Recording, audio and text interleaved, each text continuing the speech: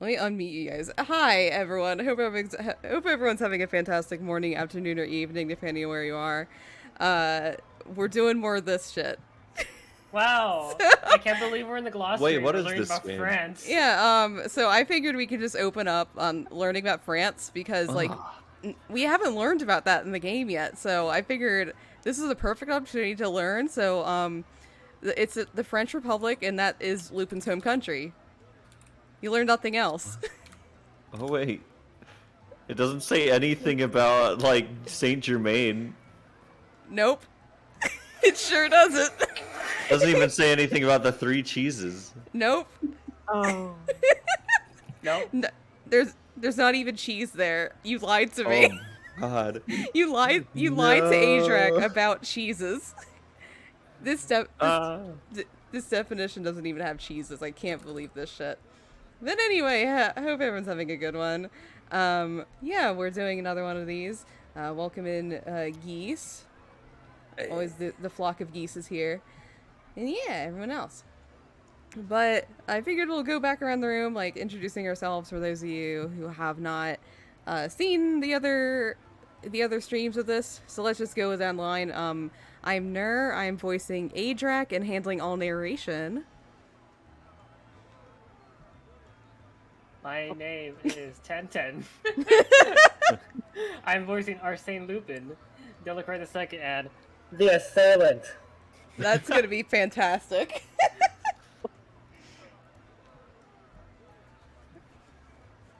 My name is Moji. I will be voicing Victor Frankenstein, Cece the dog, Nemo, and Alistair. And I'm Alex, and I'm going to be voicing Impy Barbicane, Finis, Alexandrina Victoria, and Omnibus. And I'm Matcha, and I'll be voicing Von Helsing as well as Sherlock Holmes. No, Harlock Sholmes. I swear and to Saint God, Germain. every single time. I don't know. It's only here. It's only here. Do you want to get sued? That's how Happy you get sued. birthday No! to Sherlock No! Holmes. it's even in front of your face on the screen. Yeah, it's like Oh my God. it's in front of you. If you're looking My at the thing I made. My dyslexia attacks me on a copyright level. Your dyslexia fixes the problem. Yes. Like the one you have a superpower that fixes Sherlock Holmes. Damn it. No. Oh my God. Sherlock Holmes is the best detective base attorney. He sure is. And he's here as well. But yeah. He's here to stop us. Yeah. He's not here to help us, unfortunately. No, he's here to beat our ass. Yeah, he's gonna beat our entire asses. But yeah, let me do my nerdy little thing, because every single time we do another of these streams, I have to make a nerdy little recap paragraph, and that's what we're doing right now. Yeah. Yeah. So, last time in Code Realize, we finished our combat training and embarked on a dangerous mission to kidnap the leader of Twilight. However, literally everything went wrong, and Adrak ended up captured. We then met the leader of Twilight, Finis, who also claims to be Adrak's brother. We escaped, and now we're facing the biggest adversary of all, poverty. We're now on a job to capture the thief who wants to steal Nosferatu something or another. I did not look it up. Anyway. You know what you forgot about? It all took place on a... Oh. I pressed it at the same time as you. I swear to fucking God, Tenten.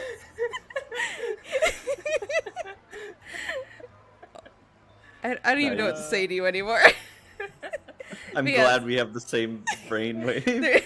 Heck yeah. You guys are sharing a fucking brain cell. Alright.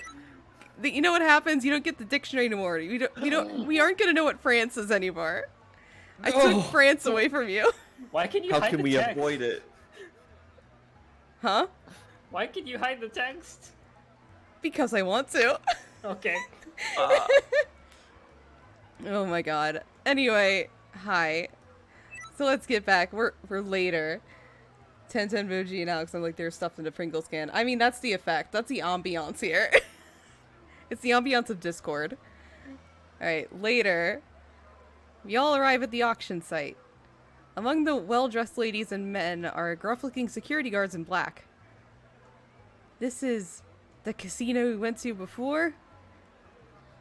Lupin nods. They do it all at the same place then? They probably want to maximize their use of this space. They probably put a lot of revenue in attracting customers here. But is it alright for us to go in? Van Helsing caused quite a scene before. He knocked out a lot of guards. Where is Van Helsing anyway? Did he get scared and take off? Did who get scared? Well, where did you come from? Speak of the devil, who I hate with all my fury. Oh god. Van Helsing, where were you? I had to talk. Wait. I had to. What? Fuck. Sorry.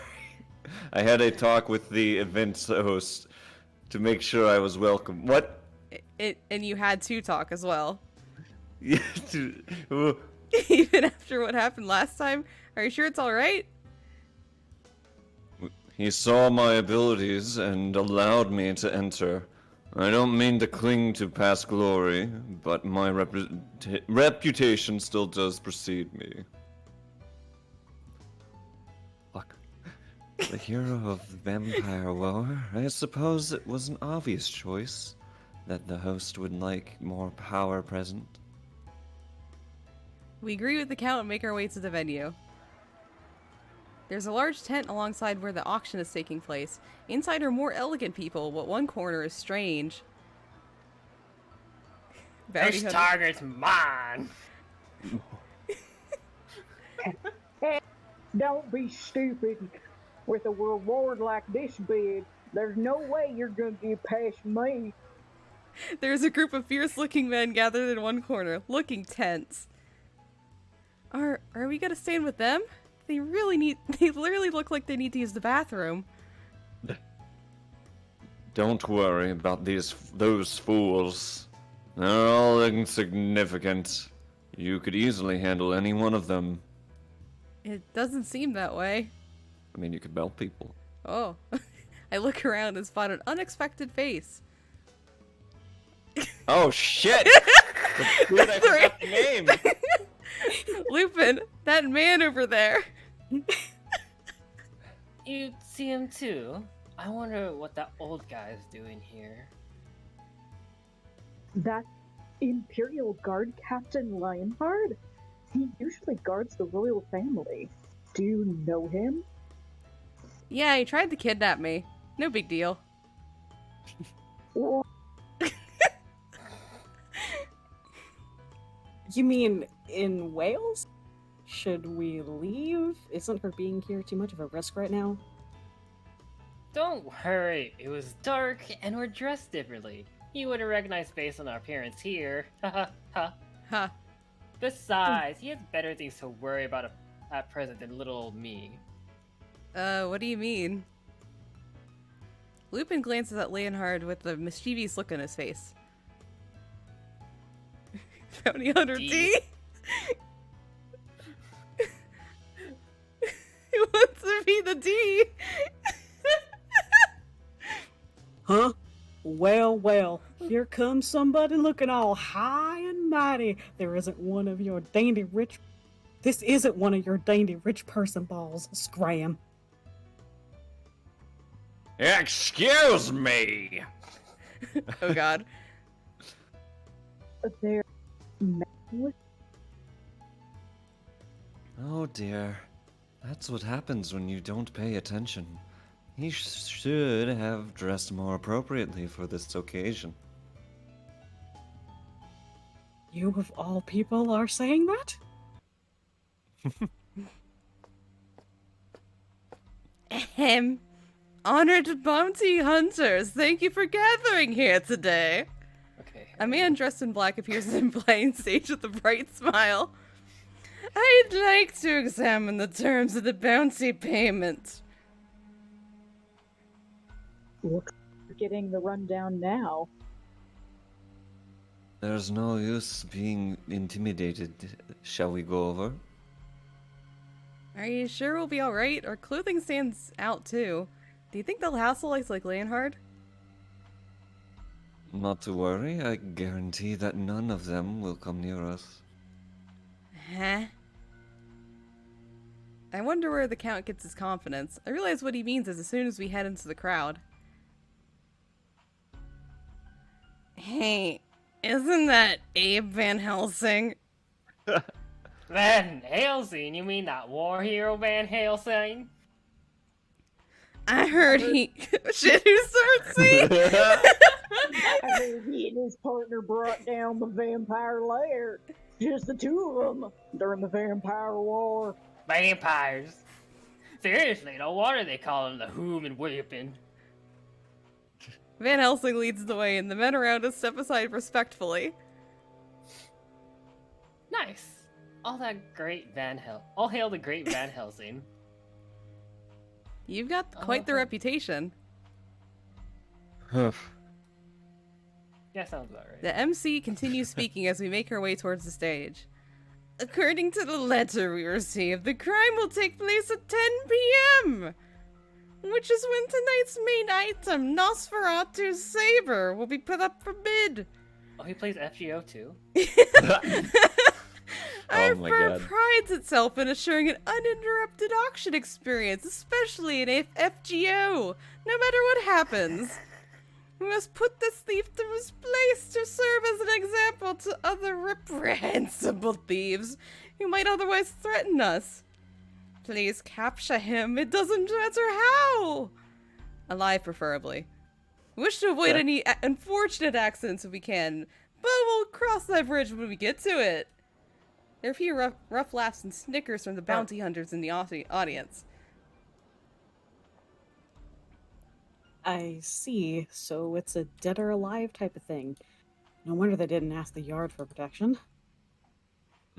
They want to turn this into a warning. A warning? This firm places a great deal of pride in their reputation. They won't stand for some unknown thief belittling them.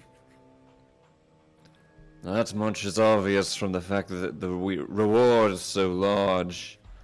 And I don't care if he is captured dead or alive. Perhaps Lionheart is stationed here in anticipation of what will transpire? He may want to capture the target himself and bring him to the authorities. If I'm assuming correctly, I'm sure the man believes strongly in the law. Captain Lionheart. He was always deadly serious when I was working as a royal alchemist. Count, you may be correct in that assumption. I look over at Lionheart, thinking about our past interaction when he tried to kidnap me. You got a problem? You want to fight? Shut up, Creighton! I can't hear what he's saying! They're still messing with them. From this point on, we request that you take positions guarding the items up for auction tonight. Catching the thief is worth 10 million pennies. Catch him alive and we'll double it. Wait, what? 20 million pennies. Oh shit! Hold up. Crowd cheers rise up throughout the crowd. It's about 3. Why so much to catch him alive? That's a lot of pennies. Can keep one carry some, as he said before.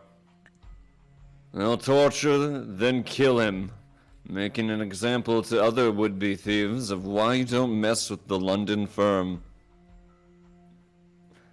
Torture? That's something painful, right? Pain beyond imagining. Wow. Wow. It seems the thief is in for a miserable fate if we hand him over. I don't feel good about earning money at the expense of someone's life. Let's quit then. Okay, let's go. What? Good. The Count responds without hesitation. I'm not fond of the way these people think. Were it a simple capture, I would not have said anything. But, as you say, any money we make here will be tainted by blood. Although we are here due to the actions of Lupin and the others, I cannot accept money earned in such a barbaric manner. But we really do need the money. Yes. So, just this once, I will extend a loan to you. You can take your time to repay me someday. In Nook bucks. Oh, no! No. You mean you're going to cover our living expenses? Just until you are all able to acquire decent income through some other means. Oh man, Seichi, you're the best. I guess that defeats the purpose of us coming here, then. A murder to set an example. The auction venue echoes with shouts of greed-fueled glee. Ah! I can't help but feel depressed, knowing that someone will be killed, even if that someone is bad. Don't worry. You'll still be taking part in this hunt. What? What? What? If our money problems are solved for now, what point is there for taking part in this? I'm going to set a condition for the loan I'm about to give you. Uh-oh. You must catch the thief alive and anonymously turn him over to Mr. Leonard. If you successfully accomplish this, I will support your living expenses for the time being. We all look at one another in response. That's some high road you're taking there.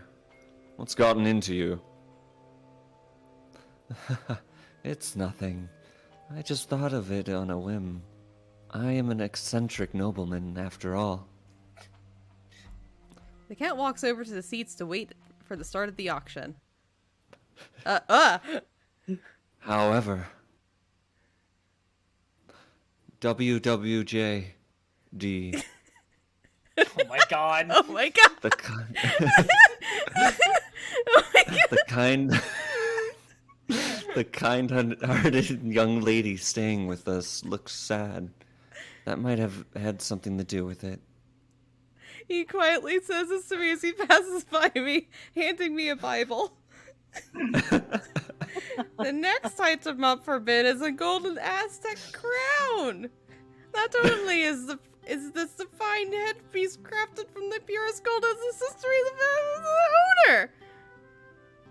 Observe the detailed ornamentation, the refined sensibility and outstanding craftsmanship of the culture. 1 million. Oh god. 2 million.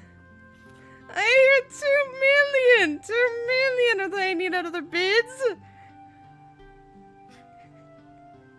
5 million.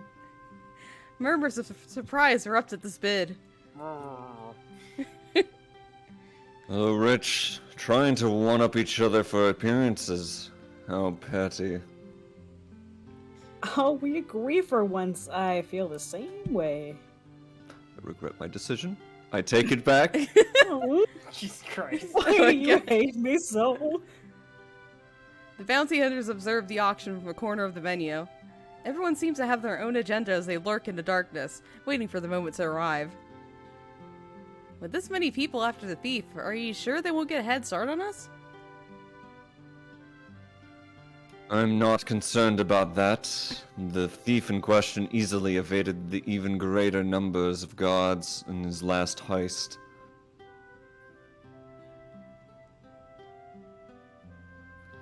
I'm sure there are a few highly skilled men in this crowd, but I don't believe they'll be able to capture him.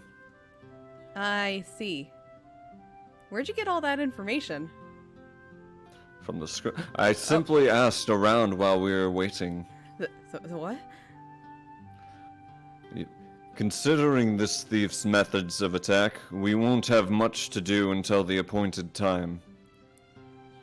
Just as Van Helsing says, there's no indication of the thief's presence. It's almost 10 p.m. and nothing's happened. It's been boring as shit. And finally, behold tonight's main item! This is Nosferatu Saber! A woman pushes a cart onto the stage. Set atop is a sparkling golden pendant in the shape of a dagger. Even though I'm not a connoisseur of art, I can tell that it's worth a lot more from one glance at the craftsmanship. If it's only a few million, I wouldn't mind paying for such a beauty. Count, it's nice that you're looking into the worth of the piece, but don't forget why we're here. This priceless antique is said to have been worth by Delacroix, leader of the vampire force in the Infinite Vampire War! It is also said that he belongs to the vampires who hold a special power, and that by wearing them they will grant you powers. Astounding physical capabilities, or even effects such as rejuvenation or longevity. Because this necklace belonged to the king of vampires, surely its effects will be most extraordinary! I don't usually have to invest in items sold outside the law. But that pattern is strangely enticing. It excites the antique collector in me. Wow, I've never seen you controlled by greed before. That's an unexpected side. The auction seems to be proceeding smoothly. At that moment, 10-10, you're up. Asinine humans, do not touch that with your filthy hands. Oh. As announced, I have graced you with my presence to take back what is mine. Excited voices echo throughout the area. In reactions to the words "take back," the waiting bounty hunters will all leap into action and take out their weapons. Is that you? Where is he? Over there, by the tent entrance. One man stands up and points behind us. There's a small figure standing in the dimly lit entrance to the tent. That's... a child? Oh no! Oh no! Who is a slow, sassy child? Whoever it is strides forward without faltering and raises his voice once he reaches the very center of the tent. Stand aside, fools! I'm here to reclaim which is rightfully mine! Oh my god! He was a kid, right? Doesn't look like some master thief to me. At his comment, the others around him start buzzing. Zzz. And soon the conversation shifts to laughter and ridicule. Hey kid, this is no place for someone like you. Go back home to your mommy. A man twice the boy's size approaches him and tries to shoo him off. I am no mere child. I have come to take treasure from you lowly humans. Didn't you get my letter? The boy shows no sign of backing down, however, and raises his voice even more. The men around them begin shouting insults at the man who had approached the boy. Hey now, how are you gonna handle the thief if you can't even handle a little kid to go home? Ah! Hello, Cookies. Thank you for following. Idiot, he's talking circles around you. I keep on forgetting who is who out of these bounty hunters. Fine. Little boys who don't listen to their elders need to be punished, don't they? Wow. The man slowly raises his arm. Are you gonna challenge me to battle? You're going to regret this. Oh my Prepare to god. go to the Shadow Realm, Jimbo. Oh god, no! You better watch your mouth. The Shadow Realm? The boy's in danger! My feet start to move despite myself, but Van Helsing grabs my shoulder. Don't go over there. This is dangerous. But the Shadow Realm! Don't misunderstand me. It's the man who's in danger. It's actually death. Oh, okay. Alright, It's the poor Kim's dub. It's not actually the shadow. Okay. Okay, I gotta hydrate redeem. Everyone drink water. God. I fucking tilt my whole body to do that voice. Oh my god. 10-10. What? I only took my eyes off them for a second, but the man is suddenly high in the air. A second later, he thuds to the ground. Rip. Rip. F.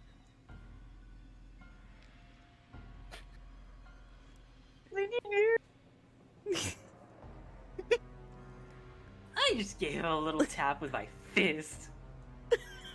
Now, who else wants to fly? Oh god. Who is that sassy child? He's a vampire. What? Vampires, a subrace that possesses extraordinary physical capabilities that other humans can never match. He's one? Thanks, Mr. Dictionary. Hold on. He can't be that strong, even if the kid is a vampire. I could give you a detailed explanation, but we don't seem to have the time for it. Just as Van Helsing says, the boy gracefully leaps onto the stage while everyone around him stands dumbfounded.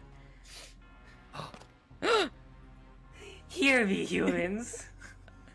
I am the king of the night, leader of the Nosferatu, and the heir of the Delacroix name.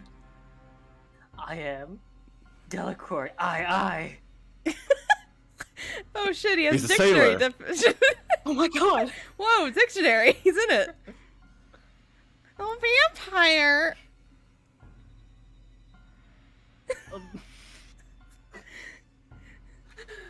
A blood heir to the Delacroix. He's here to get revenge on humanity. As soon as they hear his name, people in the crowd begin to scream. Ah. The audience panics and people begin to flee and run about. Why is everyone so upset? It's true, the void did show extraordinary strength, but the people here seem to be afraid of something else. Vampires have been the object of fear for a long time. A few years ago, humanity found a way to exterminate the vampires. Thus began the purge of the vampire subrace known as the Vampire War. And even though the war is over, the people of Britain have always been living under the specter of fear. That if there were any surviving vampires, they would try to take revenge. That's the gist of it. Ellipses. Oh! As promised, I shall take this. He shouts at the top of his voice and tucks the pendant into his coat. Hey, We just have to catch him, that's all. The men climb onto the stage and point their guns at the young child. Don't move, kid. One step and you'll have more holes than Swiss cheese, even though we're in France. Whatever. We're not in France. There's only 3 cheese in France. No cheeses. Really? Why don't you try? aim for his legs, we'll split the prize money, got it? I hear gunshots. However, the boy does not look hurt. We definitely hit him. Why isn't he wounded? Idiots. I evaded the bullet, obviously. Don't be stupid. That's not a human alive who could dodge a bullet from this close. Unless it's Vash the Stampede. Whoa. Oh shit. I see. Unfortunately for you, I'm not human. Oh. The boy takes a fighting stance, and an instant later, all the men but one have fallen to the ground, dead, probably. No way. The last man collapses, and a profound silence fills the room. The boy turns to the audience. There is hatred in his eyes. A hatred so great it feels suffocating just to witness. Fear me, humans. This is our anger, and our pain, and our suffering. I will make a proclamation here now. The vampire lineage will never forgive you. I promise the suffering and pain endured by our people will be equally shared by all of you. The words cause the panic in the audience to reach new heights, and the screams only get louder. The child on stage watches and laughs, then disappears behind the curtains. I'm a fucking Trudy. He's a Trudy. Where? That child, it's hard to tell what he'll do when he's left on his own. It probably won't be long before he starts attacking people. I could see it in his eyes. We need to stop him. Van Helsing begins running to the stage to beat a child. Wait, Van Helsing! I try and follow him, but Lupin grabs me by the hand. Hold on. Calm down. That little guy's too fast for us. We'll never catch up to him. Ellipses. And that's very unlike Van Helsing. He doesn't usually get that heated. I wonder what's gotten into him. Aren't we going after him? Don't worry. Even though he's got an attitude, he's one of us. We won't desert him. Let's go ahead of them and wait. Can we really get ahead of them? We don't even know which way they went. Leave it to me. Have faith in Arsène Lupin, first-class gentleman thief. Lupin starts running, and we follow him out of the tent in a rush. Run. We leave the auction venue behind. Soon we arrive at the nearby forest where we had met Van Helsing for the first time. Hey, Lupin, what makes you think they came this way? It's like you just ran off in a random direction. They gotta be here. It seems that kid is working alone. No matter how strong you are, it's impossible to outrun a large organization like the London firm. He'll try to hide somewhere for sure, and this forest is the most accessible hiding place around. I've come here before, too. I see. You're thinking about it from the perspective of a criminal. Very impressive and worthy of a gentleman thief. Yep. Huh? I hear footsteps. They're close. We're almost on top of them. Lupin speeds up, and we do our best to keep up with him. We break through the bushes into a clearing. The boy from before is standing there, dumbfounded. What's this? Did you follow me here? I'm surprised that there are humans capable of keeping up with me. Still, I'm not giving back the pendant, and I won't let you capture me either. We look at each other. If it belonged to your father, then we have no business trying to take it away from you. And it doesn't sit right with us to hand you over to the London firm. Then why have you followed me? You don't want the pendant back, and you don't want to catch me. I don't see what the point was. You two turn yourself in. Not to the London firm, of course. We know someone at the yard who can be trusted. You can explain the situation to him and be handled appropriately there. It's not your place to decide. Humans are all the same to me. Stand in my way, and I won't hold back with my Sharingan. Okay. Just as Van Helsing said, it's impossible to tell what he'll do. He might even use the Sharingan. Oh shit. That expression of hatred. He might harm someone else later on. From how he fought earlier, you don't stand a chance against him. Not with the Sharingan. Lupin, I have an idea. Okay. What are we gonna do? I don't even have the thing pulled up. Oh no. Oh no. Okay. What? Panic. Oh god. Panic. Panic. Panic! Panic. We're gonna Run. capture him. Number one. Oh shit. Oh god. There we go. Capture him. If we don't say anything, he's gonna get away. Surely only bad things can come of that. Now's the time. For action. Ha! You carry yourself well for a human, but... He jumps back, easily avoiding my attack. Oh, Geese. Next one you got. Oh. Then as he lands, he bounds forward, leg extended in a vicious flying kick. His small Demon body Fang. rushes... Oh god. His small body rushes at me like a bullet. Ah! However, Impy thrusts out his arm, blocking the boy's attack at me. Oh, I can't feel my arm anymore.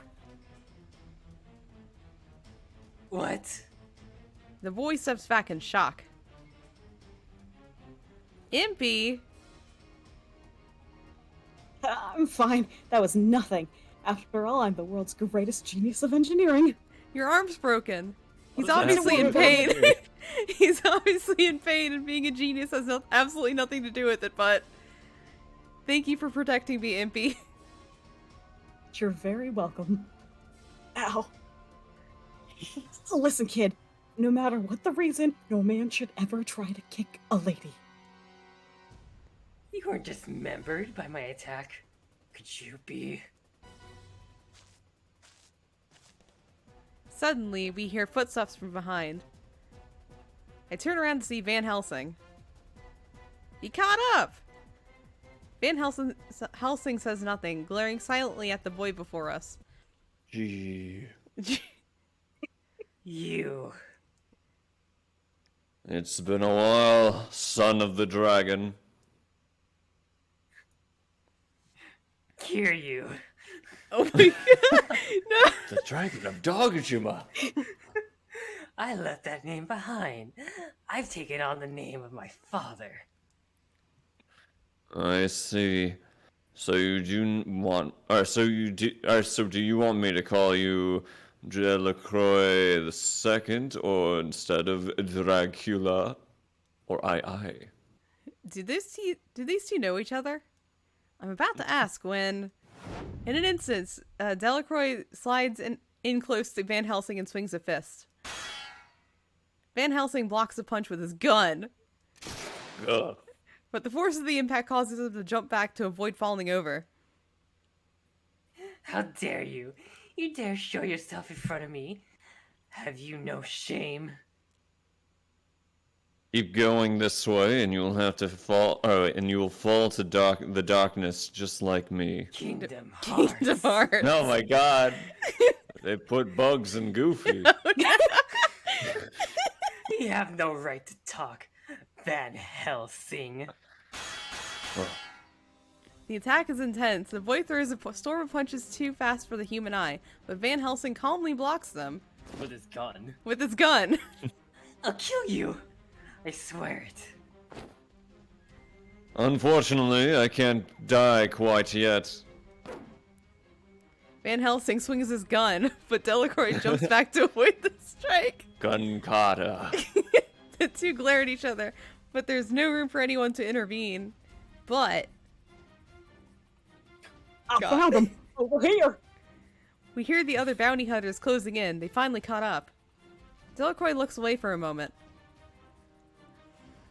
Van Helsing, I'll wait for you at the place where you murdered my father. If you do not come, I'll hunt you down and kill you, and every last person who's important to you. The same goes for the rest of you. Everyone.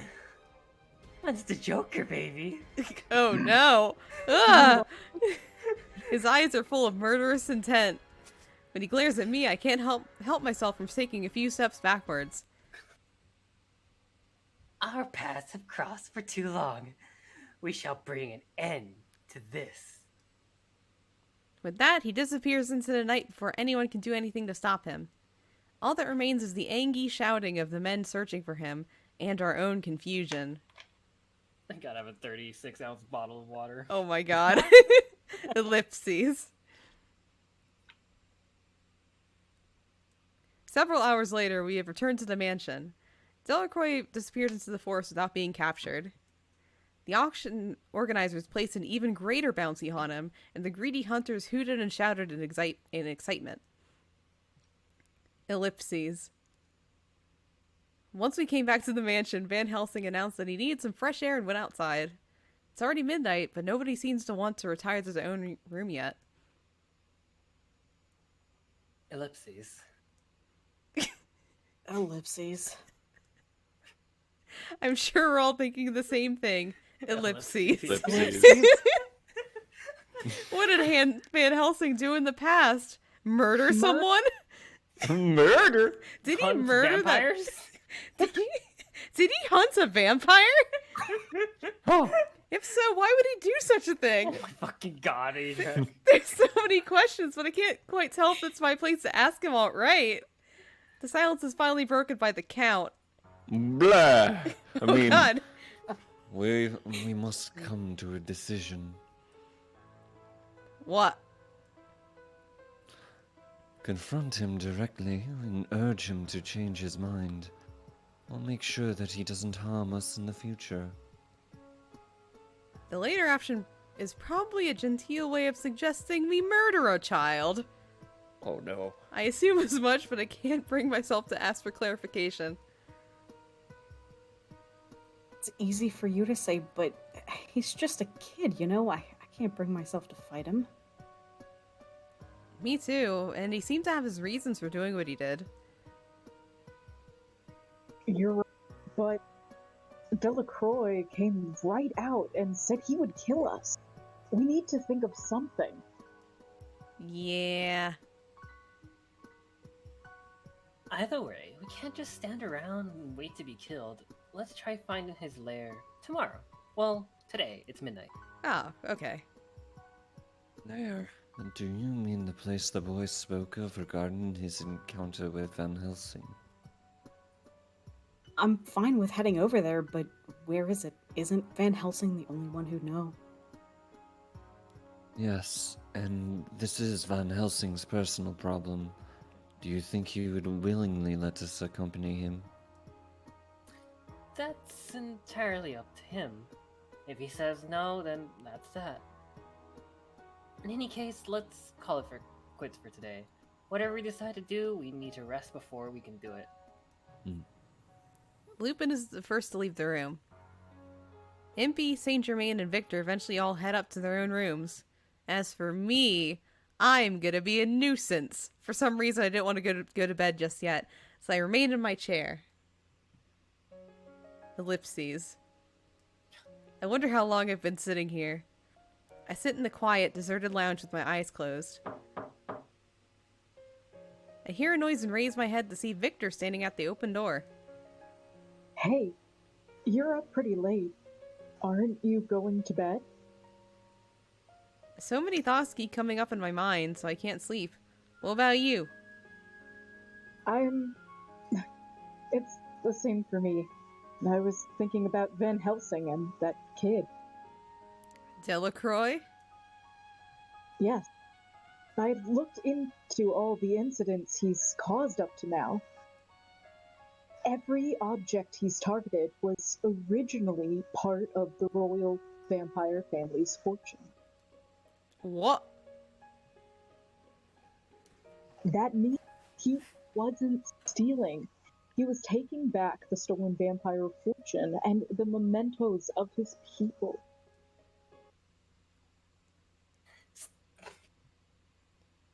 Stand aside, fools. I'm here to reclaim which that is rightfully mine. Is that true? I just had a flashback. Van Helsing probably... I'm sure he knows what's going on. There's nobody who knows about extermination of the vampires better than him. Victor, do you know Van Helsing well? No. Only what's on the surface. He was a hero in the Vampire War 2 years ago. It's said that his actions brought the Vampire War to an end quickly, and the army only suffered a few losses. He raided the lair of the vampires who were threatening humanity and killed Vampire King LaCroix along with his entire clan. That pretty much ended the war, aside from hunting down stragglers. Was all that necessary? Victor slowly shakes his head. We were all told that vampires were trying to wipe out humanity. I don't know for myself. Antivirus alert. Oh my god. Your PC Whoa. is absolutely Oh, fucked. check. Oh, Hi. Good luck. oh, shit. Hi. Oh, no. Oh shit, we got a raid. Welcome, Raiders. Yeah, well, Hello. welcome in, Raiders. Thank you so much for the raid check. Hope everyone's having a good one. We're playing, we're reading through Code Realize. So yeah, yeah. We were all told that vampires were trying to wipe out humanity. I don't know for myself how much of that is actually true. I can say one thing for sure. War is nothing but formalized murder. It has no justice. I notice that Victor's hands are clenched tightly into fists. Victor, what's the matter? It's just that I was a royal alchemist, understand? The war feels very personal to me. Victor's tone makes me feel like he's avoiding the truth. I don't think Van Helsing is so cold that he can so casually kill someone. And I think that those heroic actions he's been praised for are far from the truth. Yeah, I think so too. Sorry for keeping you so long. I'm going up to bed now. You should do the same. Thanks. Victor smiles and gives me a little wave as he leaves. Bye. I still can't sleep though, so I head outside the mansion. I only have one reason for doing so. I saw Van Helsing through the window and couldn't help but come out after him. I wonder where he went. I know I saw him right here. I feel that if I can see him, the thoughts that stir in my emotions, like Van Helsing's past and Delacroix II's hateful gaze, will somehow be soothed. Oh. I find him. He doesn't seem to be doing anything, just standing there, menacingly, deep in thought. I'm about to call out to him, but then I see what a somehow sorrowful state he's in, and I hesitate. Oh, it's you. What are you doing at this time of night? Van Helsing notices me before I can make up my mind to speak. I was... Alright, Oh, Geese. Geese, do you want to ask about his past or don't ask? Do you want to be nosy or not nosy? Don't you dare. Do it. Ask him about his past. Oh god! Don't you dare. Ask him. Oh god! Delacroix the second is just out here somehow. Like fucking He's on the gremlin roof. crawls. You're gonna go over the roof? Oh, Yeah. found you. Crawling across the walls. Spider-Man. There he Heads is. backwards. Oh god. Hmm. I was gonna be polite, but... Matcha? What? Uh-oh. Oh. What? What? Waiting with Ah. bated breath at the chat. I'll go deep into the past. We're asking about Oh, his god past. damn it. I want to ask you something personal. I can't stop thinking about it. You don't have to answer if you don't want to. Except that Geese wants to, so, Where did all these geese come from? Not again. That boy, Delacroix, aye. Did you kill his papa? Aye. Van Helsing falls silent for a while. For some reason, the silence begins to frighten me. Oh god! Trains. Yes. Something else frightened him as well. Oh god! It's true. I killed him with a train. Oh god! Didn't know you had... Multi-track drifting. Drifting. Oh god! I don't know Van Helsing very well. I never even knew he could drive trains, but that simple admission eloquently conveyed the immense weight he bears on his chest. I see. It's the undeniable truth. I took that boy's father away from him. Me and Thomas. His words are stern, distant, like that train. He's telling me the complete, unabridged truth, but he doesn't look my way at all. It almost feels like he's telling me that I have no business asking about him. It's late. Go to bed and rest up, and look both ways when you cross the tracks, okay? Okay. Good advice. He turns back to the mansion as he says this. He didn't look both ways. Oh no! I can't respond to him at all and merely watch him as he walks away. Van Helsing will remember this. Into the train. When I enter my room, Cece comes up to me, wagging his tail. Oh, I'm sorry, Cece. That's right, we always sleep together. Were you worried about me? Everything's fine. Let's go to bed. I'm gonna try not to kill you again. Bark, bark. Yay! Cece hops up into bed and curls up. I feel the weight of his small, fragile, very easily burned body onto my feet and close my eyes. Van Helsing. Delacroix, aye. Thomas. My papa. Thomas. And me.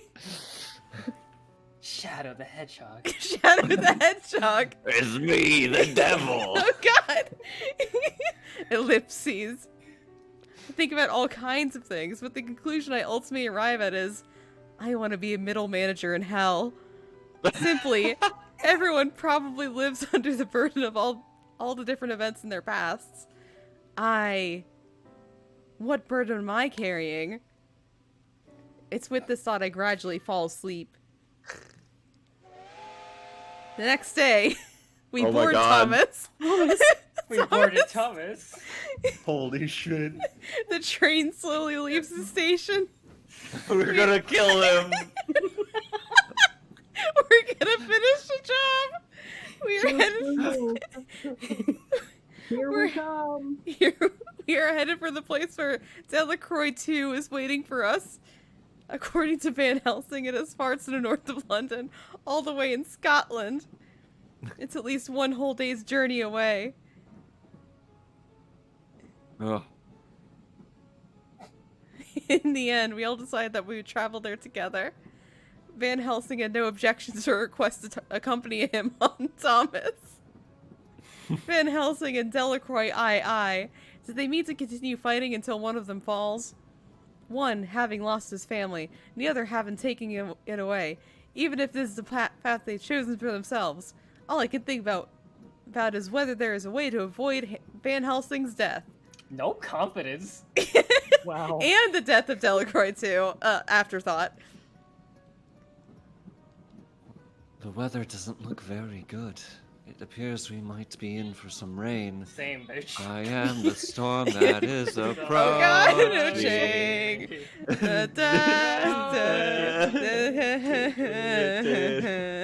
I look outside the window. Virgil. Ominous gray clouds cover the sky. It feels like a foreshadowing of the events to come, and I avert my eyes from them. From that point, until we arrive, no one says much, and we spend our time either looking out the window or reading, or talking to Virgil. He's here too. The boy's Shit. father died during the Vampire War. Yes. He says Van Helsing killed him. Yes. Is something wrong? Yes. Without realizing it, I've been staring at Van Helsing.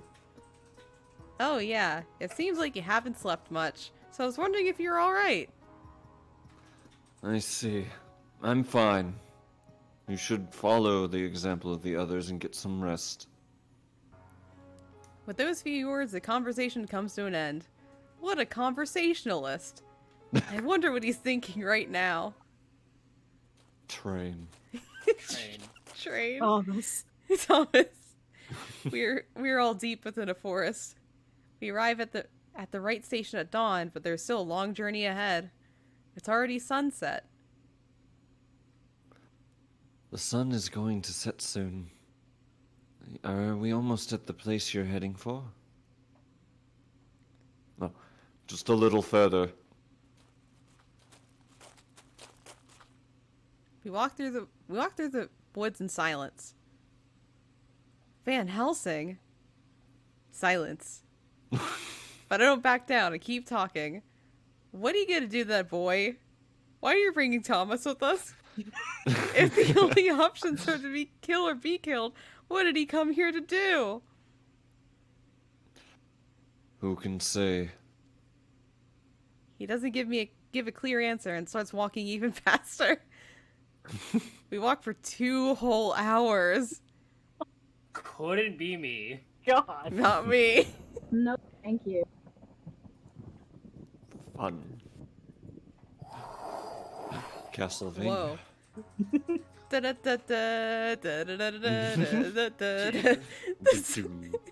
scenery suddenly opens up around us, and the trees are replaced by a tall building. Oh, this is pretty amazing. What? It's a huge mansion. It looked old. The history of a vampire race is long, and they have lived in a number of regions. This is most likely one of their bases. I don't know how to put it. It's huge and amazing, but has a melancholy feeling about it. Antivirus alert. Oh my god. Your PC Scully! is absolutely fucked. Thank you for the Good luck. raid! Welcome, Raiders! Welcome, Raiders! We're playing stuff. Swifttoy, thank you for the follow! Ah! Okay. Now that he mentions it, the castle does have a certain sadness. It's sad. Yeah. Is that boy waiting for us all by himself in such a big mansion he used to stand with such dignity in the past? Let's go. Van Helsing sets off when we follow. Our footsteps echo in the hall. While the interior is in disrepair, it's not as bad as the decrepit exterior. Hard to believe how run down this place is. Impy says this in a soft voice, sounding sadder than I expected. I turn around. Impy, have you been here before? Nope, I've never been here, but there's just something about it. Impy, you were questioning why Delacroix II was so strong. Huh? Oh, yeah, I guess. I mean, he's a vampire, but he's just a kid. Anyone would think it's strange. I'll clear it up for you. Delacroix II is a pure blood. Pure blood. The vampire race were very reclusive, but humans, after all, are the ones who determine the state of the world. Because vampires are so similar in nature to them, they could not remain completely detached from human society. As time passed, a group of vampires deepened their relationship with humans, and their blood began to mix. I see. I suppose love knows no boundaries, even species. Call it whatever you like. As their relations with humans grew stronger, those who were against it became a minority within the overall population. There are those who simply detested humans or cited vampiric pride. The reasons varied, but all of them possessed the incredible physical abilities that vampires originally had.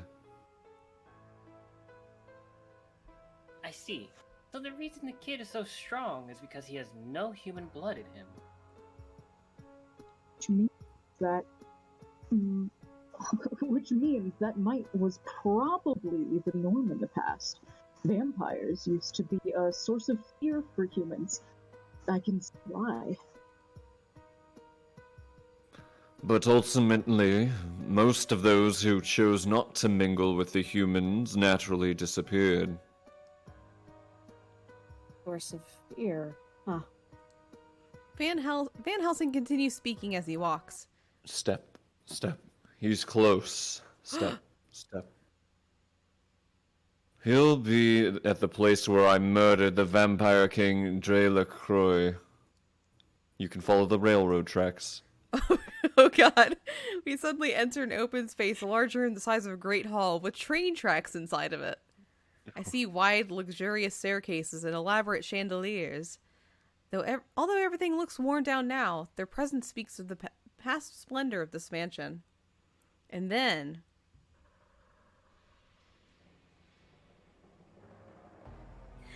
I've been waiting for you, Van Helsing and friends.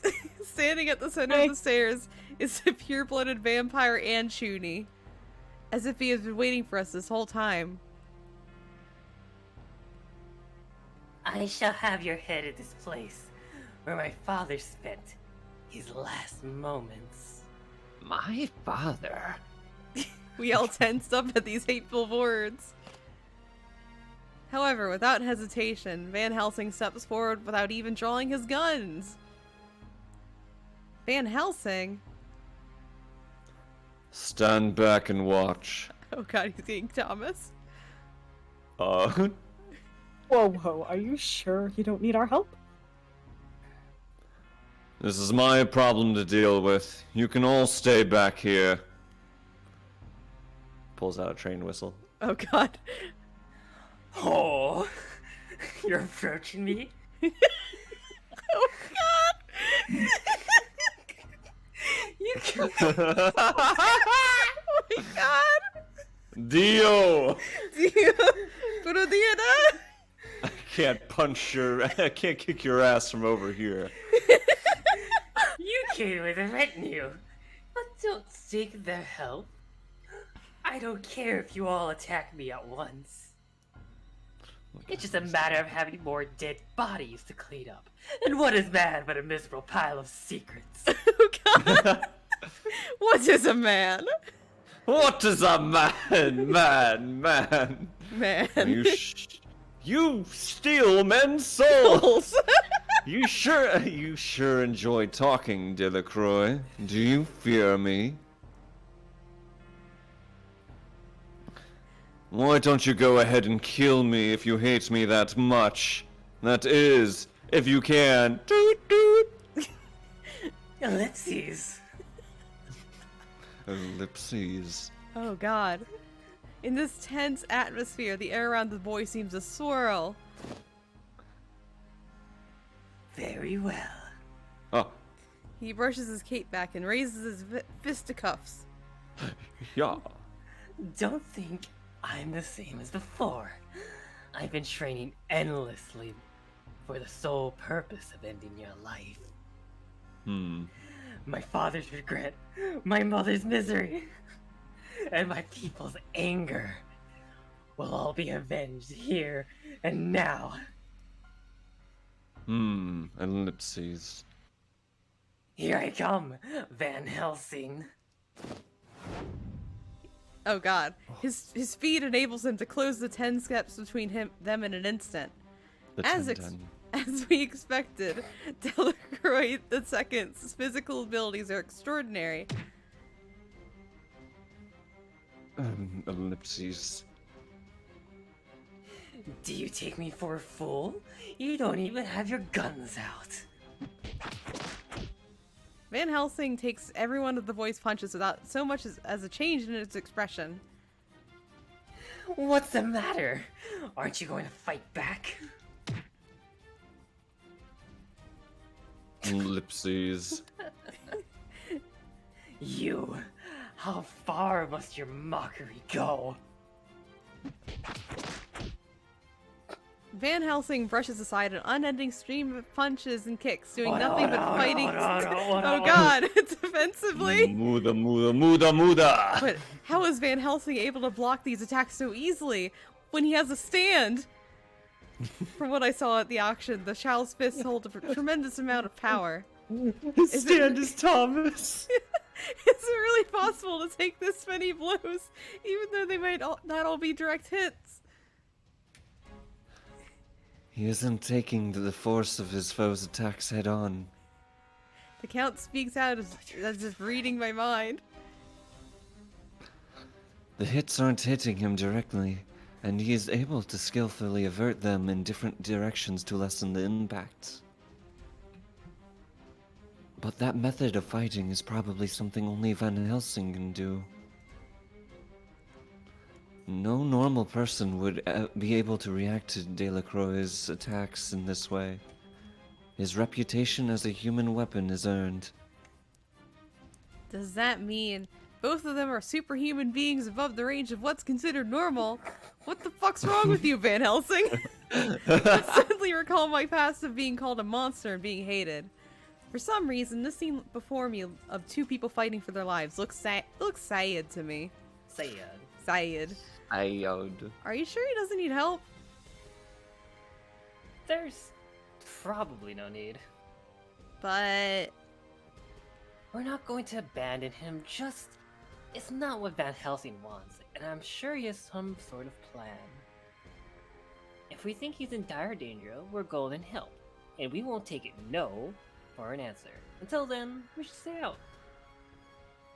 Just like Van Helsing says, this is probably something he needs to tackle on his own. Something he has to do himself. Van Helsing is strong, and I believe he has a good heart. He'll figure out a way. Okay. I nod hesitantly at Victor's points. As we watch the fighting progress, it all changes suddenly. Van Helsing sinks his fist into the boy's abdomen. Ellipses. Van Helsing wastes no opportunity when the opponent loses his balance and delivers a blow to Delacroix's head with his elbow. The boy jumps back in defense. However, by that time, Van Helsing has his two shotguns out and already pointed at Delacroix. Oh shit, CG. Oh. It's CG time. Move and I'll shoot. The tables have completely turned from this defensive fighting earlier. The hunter and the hunted.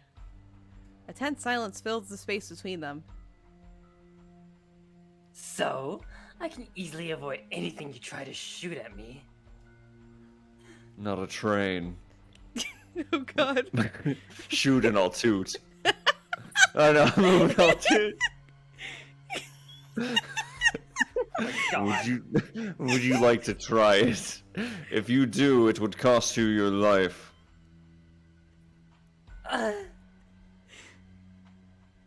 You yourself should already understand you were far weaker than your late father. He was late for the train. You cannot defeat me. Then shoot. I only seek your surrender. I had no intention of harming you from the start. What is the meaning of this? You show me mercy, now that it's far too late. I'm warning you. Don't move.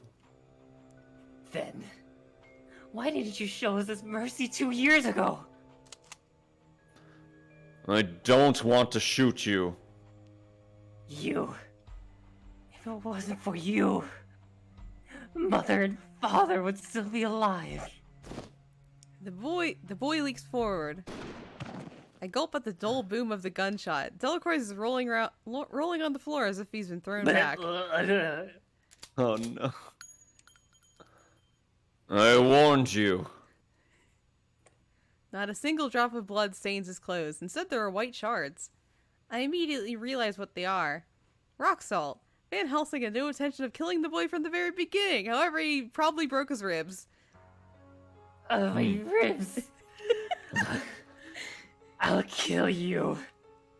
Even after being shot, Delacroix stands up. Van Helsing fires another shotgun blast, and the vampire falls to the ground. Oh god. I will destroy you and everything you hold dear. Even then, Delacroix tries to stand up once again. Oh, what's that? 3 shotguns! Oh.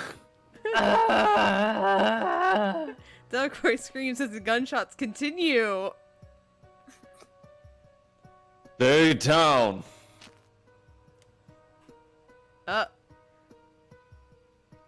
I will get my revenge, no matter what. I will never forgive you for betraying my parents' kindness.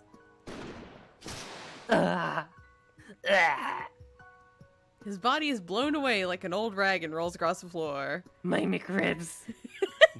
Van Helsing is I'm McRibs. just making them salty. Oh god! That's enough, Van Helsing. I think his McRib's done. It seems like Delacroix has finally lost the strength to withstand more gunshots and is soft moving. His face is twisted in pain. It should be clear that you're no match for me, Delacroix. Aye. We gotta redeem. Oh, Kupo. Okay, so we got the Koopa redeem. Oh god, I was waiting for this. Yeah. Okay, Kupo. let me start the timer first. You ain't getting a free Koopa. You're getting a timed Koopa. Alright. Alright. So we have to talk like a Moogle, which basically means we add Koopo to the end of our sentences for 5 minutes. So let's go. Koopo. Kupo. Oh god, Kupo. Yeah. There is Kupo. no way you can defeat me with your capabilities, Kupo.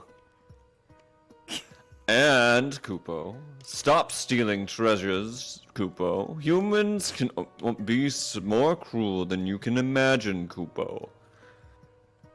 If you don't stay on your toes, you're going to be consumed someday, Kupo. Give up trying to take your revenge out on the entire human race, Kupo. I will never forgive you, Van Helsing, Kupo. Not you. Oh my god.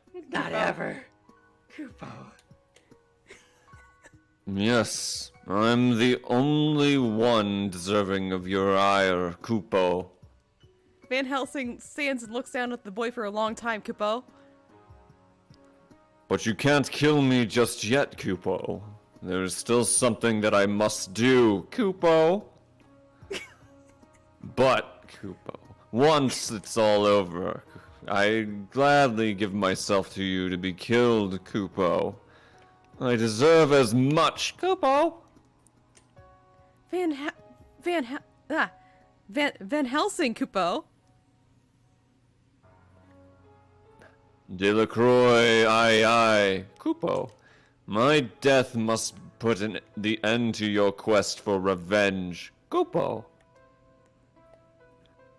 Don't turn your hate on anyone else, Kupo. Delacroix slowly rises to his knees, shaking Kupo. He apparently has no more strength to resist, and Van Helsing lowers his guns, Kupo. What is the meaning of this, Kupo? Are you trying to atone for your crime, Kupo? I will not let it happen, Kupo. You can't held out a helping hand and pretend that you're just good now, Kupo. Ellipses, Kupo. Just kill me, Kupo. I could never face mother and father knowing that I'd accepted your sympathy, Kupo. I don't need to kill you, Kupo. Kill me, Kupo. Kill me, Kupo. Ellipses, Kupo. The boy crumbles to the ground, Kupo.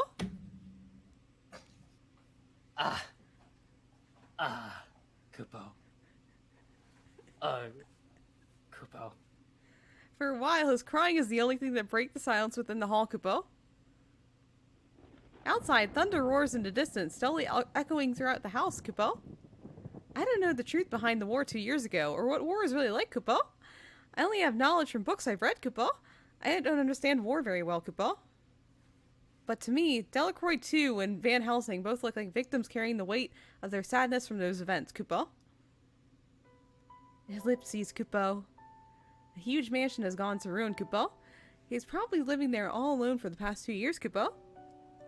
Just like I had been in Wales, Kupo. No, his pain is far greater than mine, Kupo. A hatred that he can't do anything about, and an anger that burns through him, Kupo. His suffering must have been immense, Kupo. Kupo? I speak hesitantly, Kupo.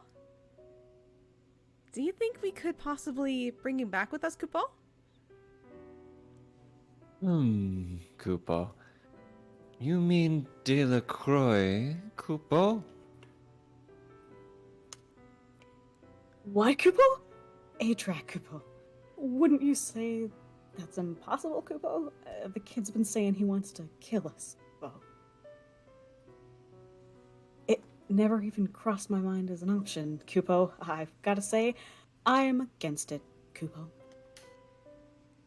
I can't agree to it either. Kupo. His presence puts us all at too much of a risk to be acceptable. Kupo! As I expected, everyone disagrees, Kupo. I could tell that Delacroix, leaning on the staircase to support himself, was quietly looking at me, Kupo. Adrak, would you want to do that, Kupo? You must have a reason, Kupo. Now that Lupin's asked, I start to explain my reasons, little by little, Kupo. I think it must be lonely. Oh, shit. Alright, timer's up. I think it must be lonely for him to stay here all by himself. I think that's very sad. At first I didn't realize it, because being alone seems so natural to me. We got another one! Oh my god, Kupo. Alright, starting again. But now that I look back, the years I was alone were a very painful and trying time in my life, Kupo. I try to explain myself, but the words just aren't coming out, and I get frustrated, Kupo. And I think there are a lot of things he won't see or understand, not as long as he remains here, Kupo. That's why, Kupo. That's why I want you to come with us, Kupo. I think things will start to look different to you once with a change of scenery, Kupo. Does that sound crazy, Kupo? A-Track, Kupo? See his Kupo. Yes, that certainly does sound outlandish, Kupo. Delacroix suddenly starts talking, Kupo. Why so serious, Kupo? Oh god, Kupo.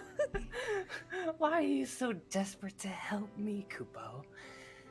You don't even know me. So why should you say things like this, as if you cared, Kupo? His gaze is sharp, searching for answers, Kupo. I look directly back at him, staring into his eyes, Kupo. My life has not been as difficult as yours, Kupo, but I know a little bit about loneliness, Kupo. That's why I want to try and do something about that, Kupo. Even though it's a dangerous situation, I also know the pain of losing parents, Kupo. He remains silent for a long time, Kupo. So, you presume to know how I feel, and now you're trying to save me, Kupo? Your opinions are worthless, Kupo. I'm sorry, Kupo. Delacroix takes a breath and looks around the hall before turning to me again. Kupo! This place is the mausoleum of my people, my family, Kupo. A tomb needs a keeper, Kupo. I cannot leave this place behind, Kupo. Isn't revenge your only desire, Kupo? Van Helsing suddenly speaks up. Kupo? Then for the sake of those who rest here, you must keep an eye on me, Kupo. So that when all is said and done, I won't just change my mind and take off. Kupo! Kill me someday, Kupo. Then you can return here. With the act as your... Wait, with that act as your memorial to them, Kupo. Ellipses, Kupo. Can I trust you, Van Helsing, Kupo? Yes, Kupo. I don't believe that something as small as this will atone for my crime, Kupo. But, Kupo, right now, that's as much as I can offer you. Kupo! Van Helsing falls silent. Kupo? Delacroix doesn't say anything either and simply stares at him. Kupo? There's a long silence. Kupo? Finally, in a soft voice. Kupo? Fine. I will come with you, Kupo.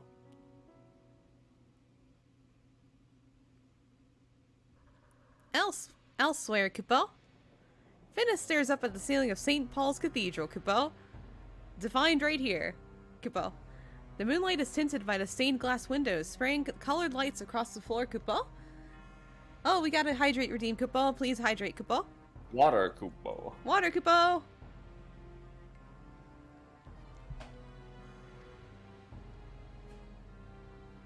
Huh, Kupo. He can't help but smile. Kupo? The magnificence and beauty that his father Isaac Beckford so loved brings him peace of mind. Kupo? When he is here, in this place, he feels like he is communing with his father. Kupo? He hears footsteps from behind and turns around to find Alistair. Kupo? It seems that there's a report concerning the location of what you've been searching for. Kupo? I see, Kupo. It took them quite a while this time. After the train incident and all, I'm starting to think Twilight is understaffed. Kupo? You can stick if you wish, but that won't get you any results, Kupo. Alright, timer's up. Sarcasm? Come now, Alistair. I trust you. You make an amazing lackey. That's what I'm talking about right there. So, where are they? Reports say somewhere in London, which means that they pretty much don't have a clue where they are. Hey, I'm London. That's very helpful, thank you. We call that a Oh, report? London. London. I take back what I said about you being an amazing subordinate. Hey, we got a care package, so everyone stretch and get water. Yarg! Fuck. Thank you, Scully.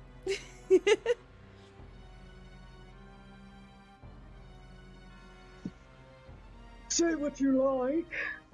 Granted, they have a master escape artist on their side. It seems something more is proposing us. Alistair strokes his beard and takes a deep breath before continuing. Oh god. We're doing our best to find them. Don't be so hard on us. I don't need excuses. I need you to pull out all the steps in your search. We're at the final preparations for our plan. As you wish. I must excuse myself. I have an early lecture at the university tomorrow. Oh, Alistair, There's one more thing I need to ask you. Alistair, who's already turned to walk away, stops and looks back. God, you want? What is it? Excuse me? Back on the train, you intentionally let Van Helsing live, didn't you? You could have killed him if you wanted. Why didn't you? Was it because he was your apprentice when you were a member of Twilight? I didn't think that a genius like you would let a potential source of future trouble off the hook in that situation. Well, I didn't think you thought so kindly of me. I don't. The reason, though, is quite simple. I was taken by the ball of fireworks. When I looked back, he was already gone. That's all there is to it. Really? You're distracted by shiny lights? Okay. It's my explanation unsatisfactory bunch. What? Fine, if you say so. I must say it's a bit of a relief to find out that you're not completely heartless. But remember this, I rarely give out second chances, and I never give out thirds. Now I'll make sure not to forget that. Alistair bows slightly and melts into the darkness and disappears. He is in a good mood, so much that he doesn't even mind Alistair's blunder. Soon he can see his sister and become one with her. That was his father's very wish. Ugh. No. That's worse. He'll carry out his father's will. Watch me, father.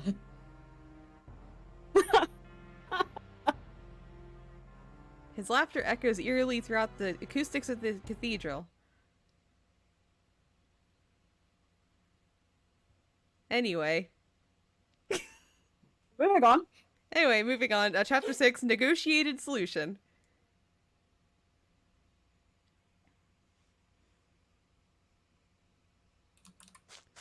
He runs with all his strength through an empty wilderness, a wasteland with no living thing in sight. He runs through a charnel field of death. The dense fog sticks to his body. He flings off the gas mask he is wearing and covers his pale face with his hands. Oh, why? How could such a thing? He has escaped from the mountain of corpses, from that massive pile of unmoving bodies.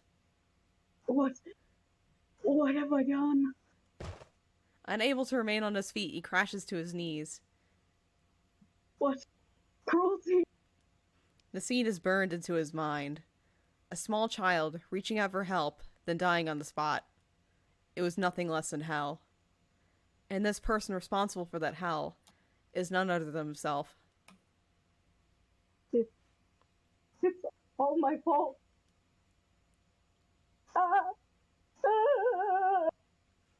He feels that his mind will break, faced with the truth that he cannot accept. He continues to scream until the rain that begins to fall drowns out every trace of his voice. Wakey, wakey! Yeah. He bolts upright in his bed, his hands clenching the sweat-soaked sheets. A dream. His heart is hammering, seeming to echo loudly in the silence. He presses tightly against his chest and squeezes out a gasping statement. That's right. I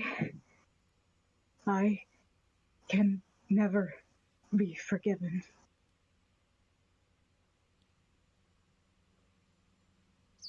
Anyway, birds. Oh.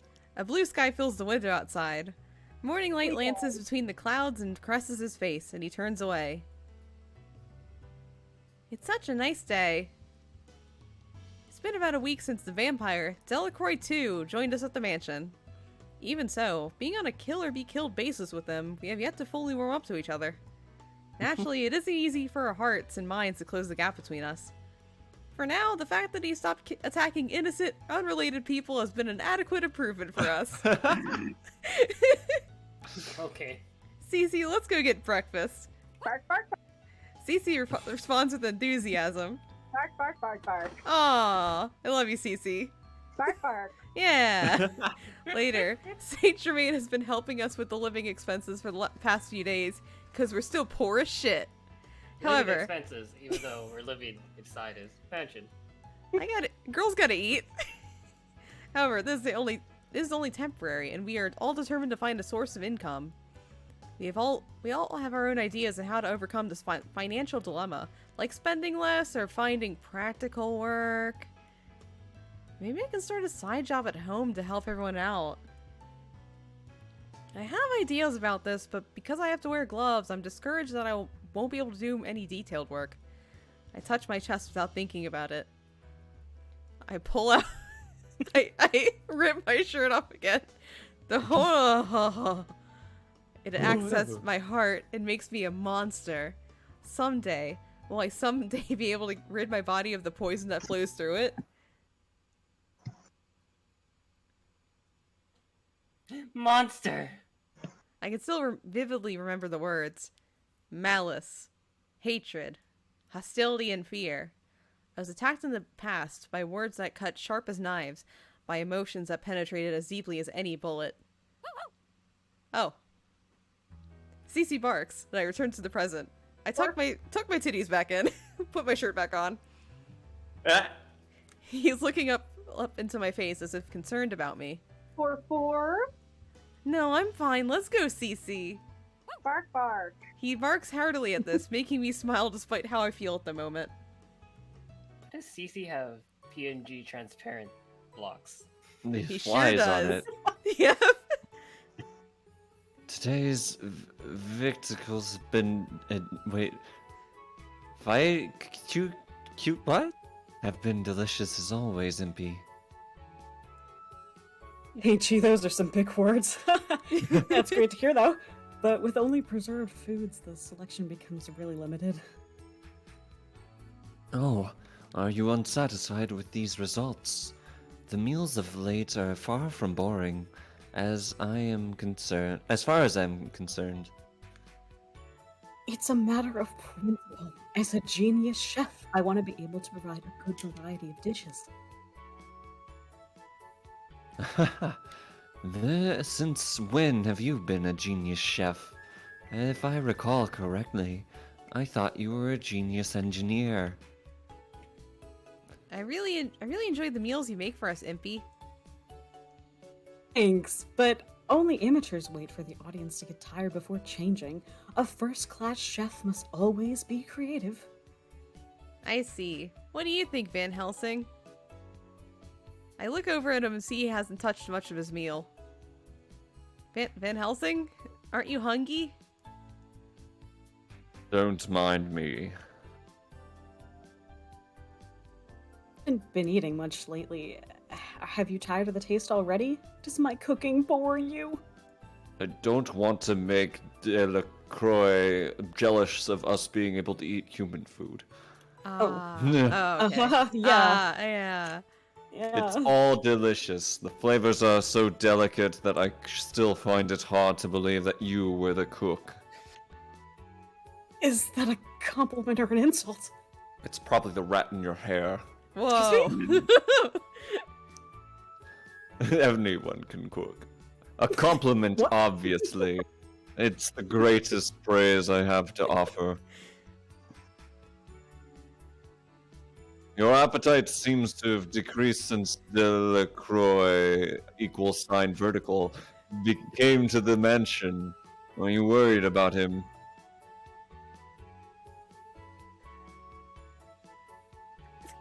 Oh, that's me. I saw Impy's face move and I'm like, oh. He looks away without another word. I can't help but clamp my mouth shut. I can't jump into whatever the issues between Van Helsing and Delacroix. Was it a mistake to invite the young vampire to our home without thinking about it? He hasn't appeared for breakfast again. I'm worried about his condition. I always flip to that. He seems to be eating. The plates I take up to his rooms are always cleaned off. I'm planning on taking this morning's meal to his room again. I see. That's good to know. Does it make you feel better, Van Helsing? What? I didn't say anything. Delacroix aside.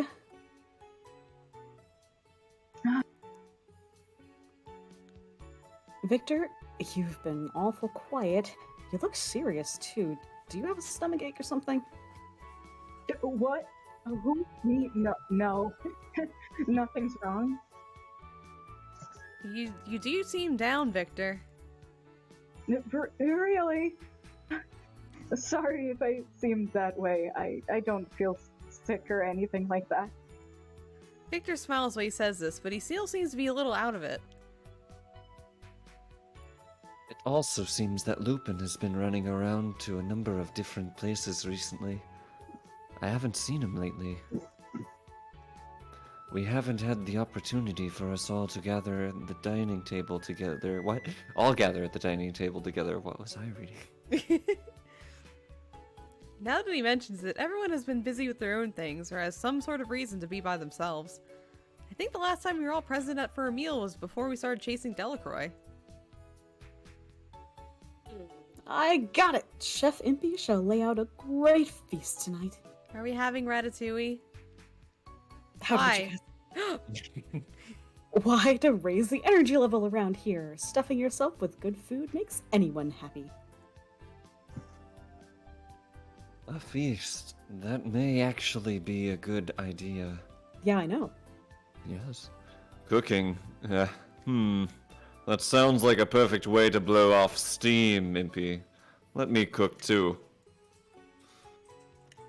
Sure, that's fine, but are you sure you can make anything that turns out to be edible?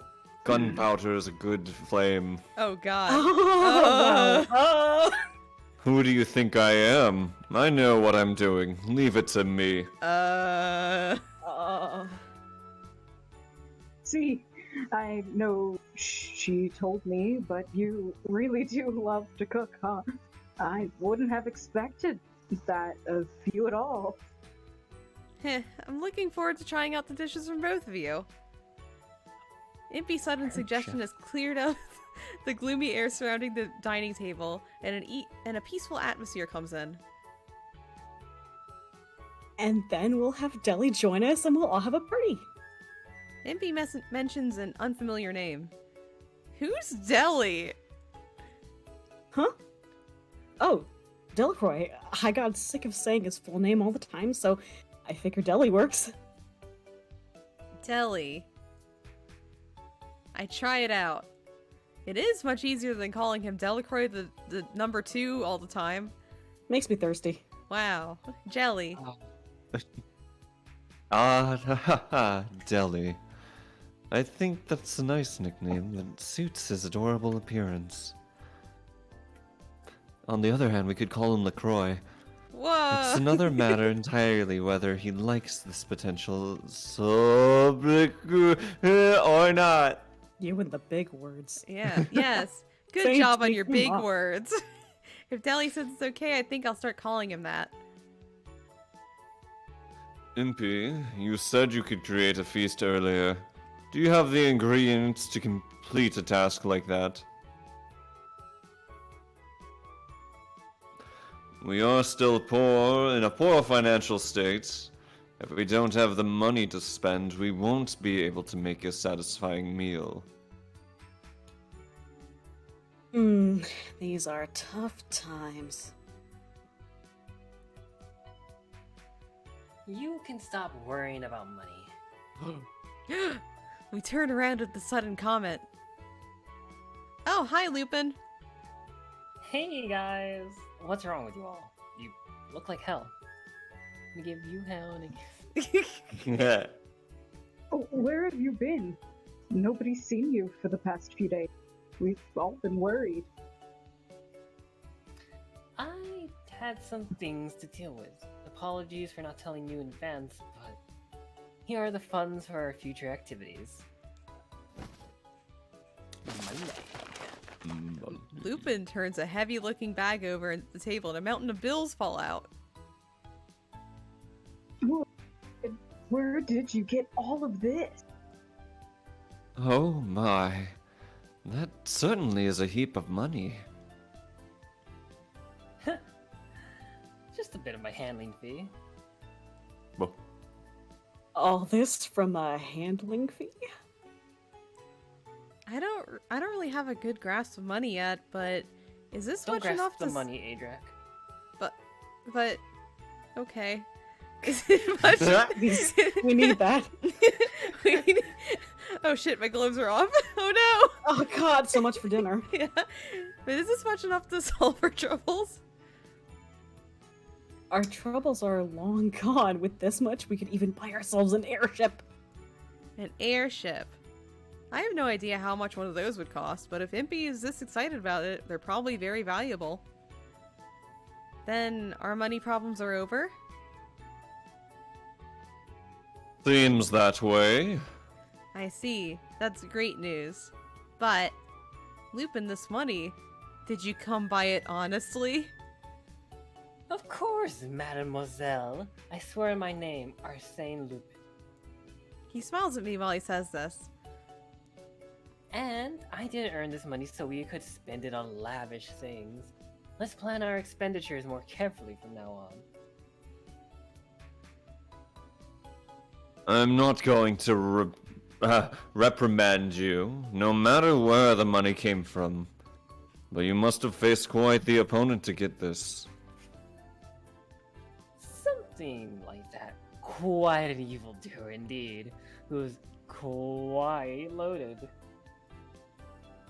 An evil doer. What sort of evil was he doing? Are you sure he won't come after us later? I wouldn't make a mistake against a small fry like that.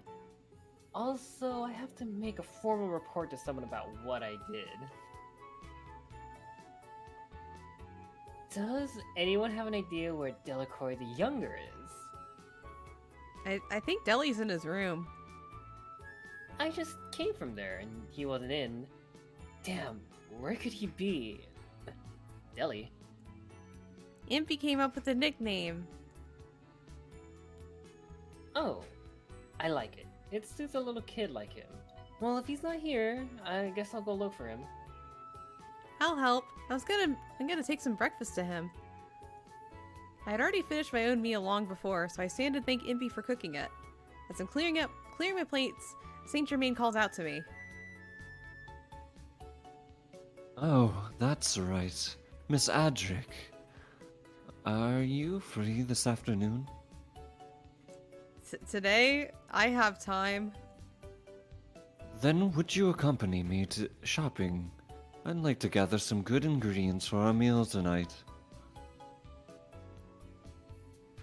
You need to leave the mansion once a day in any case. How about it? Helping him shop? That sounds like something I can do. Alright, I'll come with you. I make plans for later with Saint Germain, then Lupin and I split up the search for Deli. I knock on the door to the boy's room. Ellipses. There's no response. As Lupin said he's not in his room, he doesn't seem to have returned either. The door isn't locked, but Saint Germain told me it's rude to enter people's rooms without permission. While I was going through training, the Count taught me how to act like a proper lady while we walked around London. He's a vampire. Oh god. Going in without permission would be bad.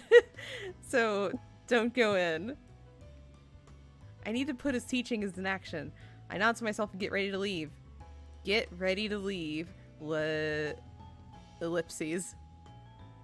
Maybe I should leave the food here? Slide it under the door? Perhaps Deli will come back when we're looking elsewhere. I decided to leave this brekkie by the door. Perfect. I gently place the tray next to the door so it won't spill, then head off. I wonder where he went. Saint Germain's mansion is very big. Even if we're in the same building, it's difficult to find someone here. Perhaps he's wandering aimlessly through the halls like I used to do. I hope his brekkie doesn't get cold. Impy made such a delicious meal, so it would be best if he could eat it hot. As I'm thinking this, Hey, stop it! I hear Deli's voice. I go over to a nearby window. I said stop. It tickles. It tickles. Sissy... Oh god, Cece is playing with Deli. Oh god. Don't you lick my face so much. You...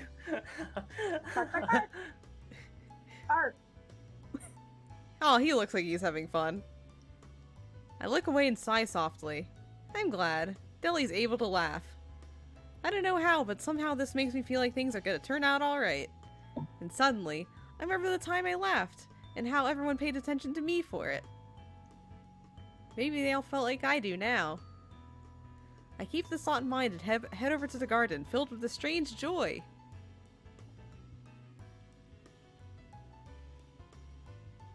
Fine, very well.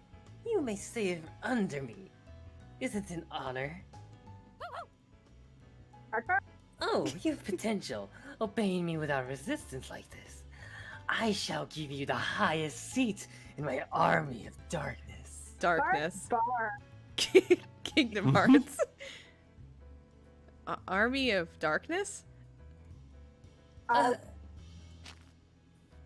He jumps back at the sound of my voice and takes a fighting stance. But it is pretty much how talking to him always goes, so it doesn't faze me anymore. What a chuny. What do you want? I see you and Cece have become friends. It's none of your business. But this fellow's name is Cece. Yes, Impy named him. Impy? Ah, the redhead man who appears to have the lowest intellect of the bunch. A shame to think that named you. Ouch. Yeah. Impy is actually pretty impressive, but so many people underestimate him. By the way, why does Cece have a mechanical leg? It's because someone hurt him before Impy found him. Impy built him that leg so he could walk normally. Deli looks sadly at Cece. They would go so low as to harm a life that poses no threat to them. Humans are indeed a miserable pile of secrets. Oh my god. But humans have given Cece a new home and are taking care of him now. Ellipses. I think there are many different kinds of people. Not all of them are bad. And? What have you come here for? I didn't want you to get hungry, so I brought Brekkie to your room, but you weren't in, so... Brekkie. I see. Alright. Yes. He was laughing so easily earlier, but his voice stiffens when talking with us. There's nothing I can do about it, but it makes me angry somehow.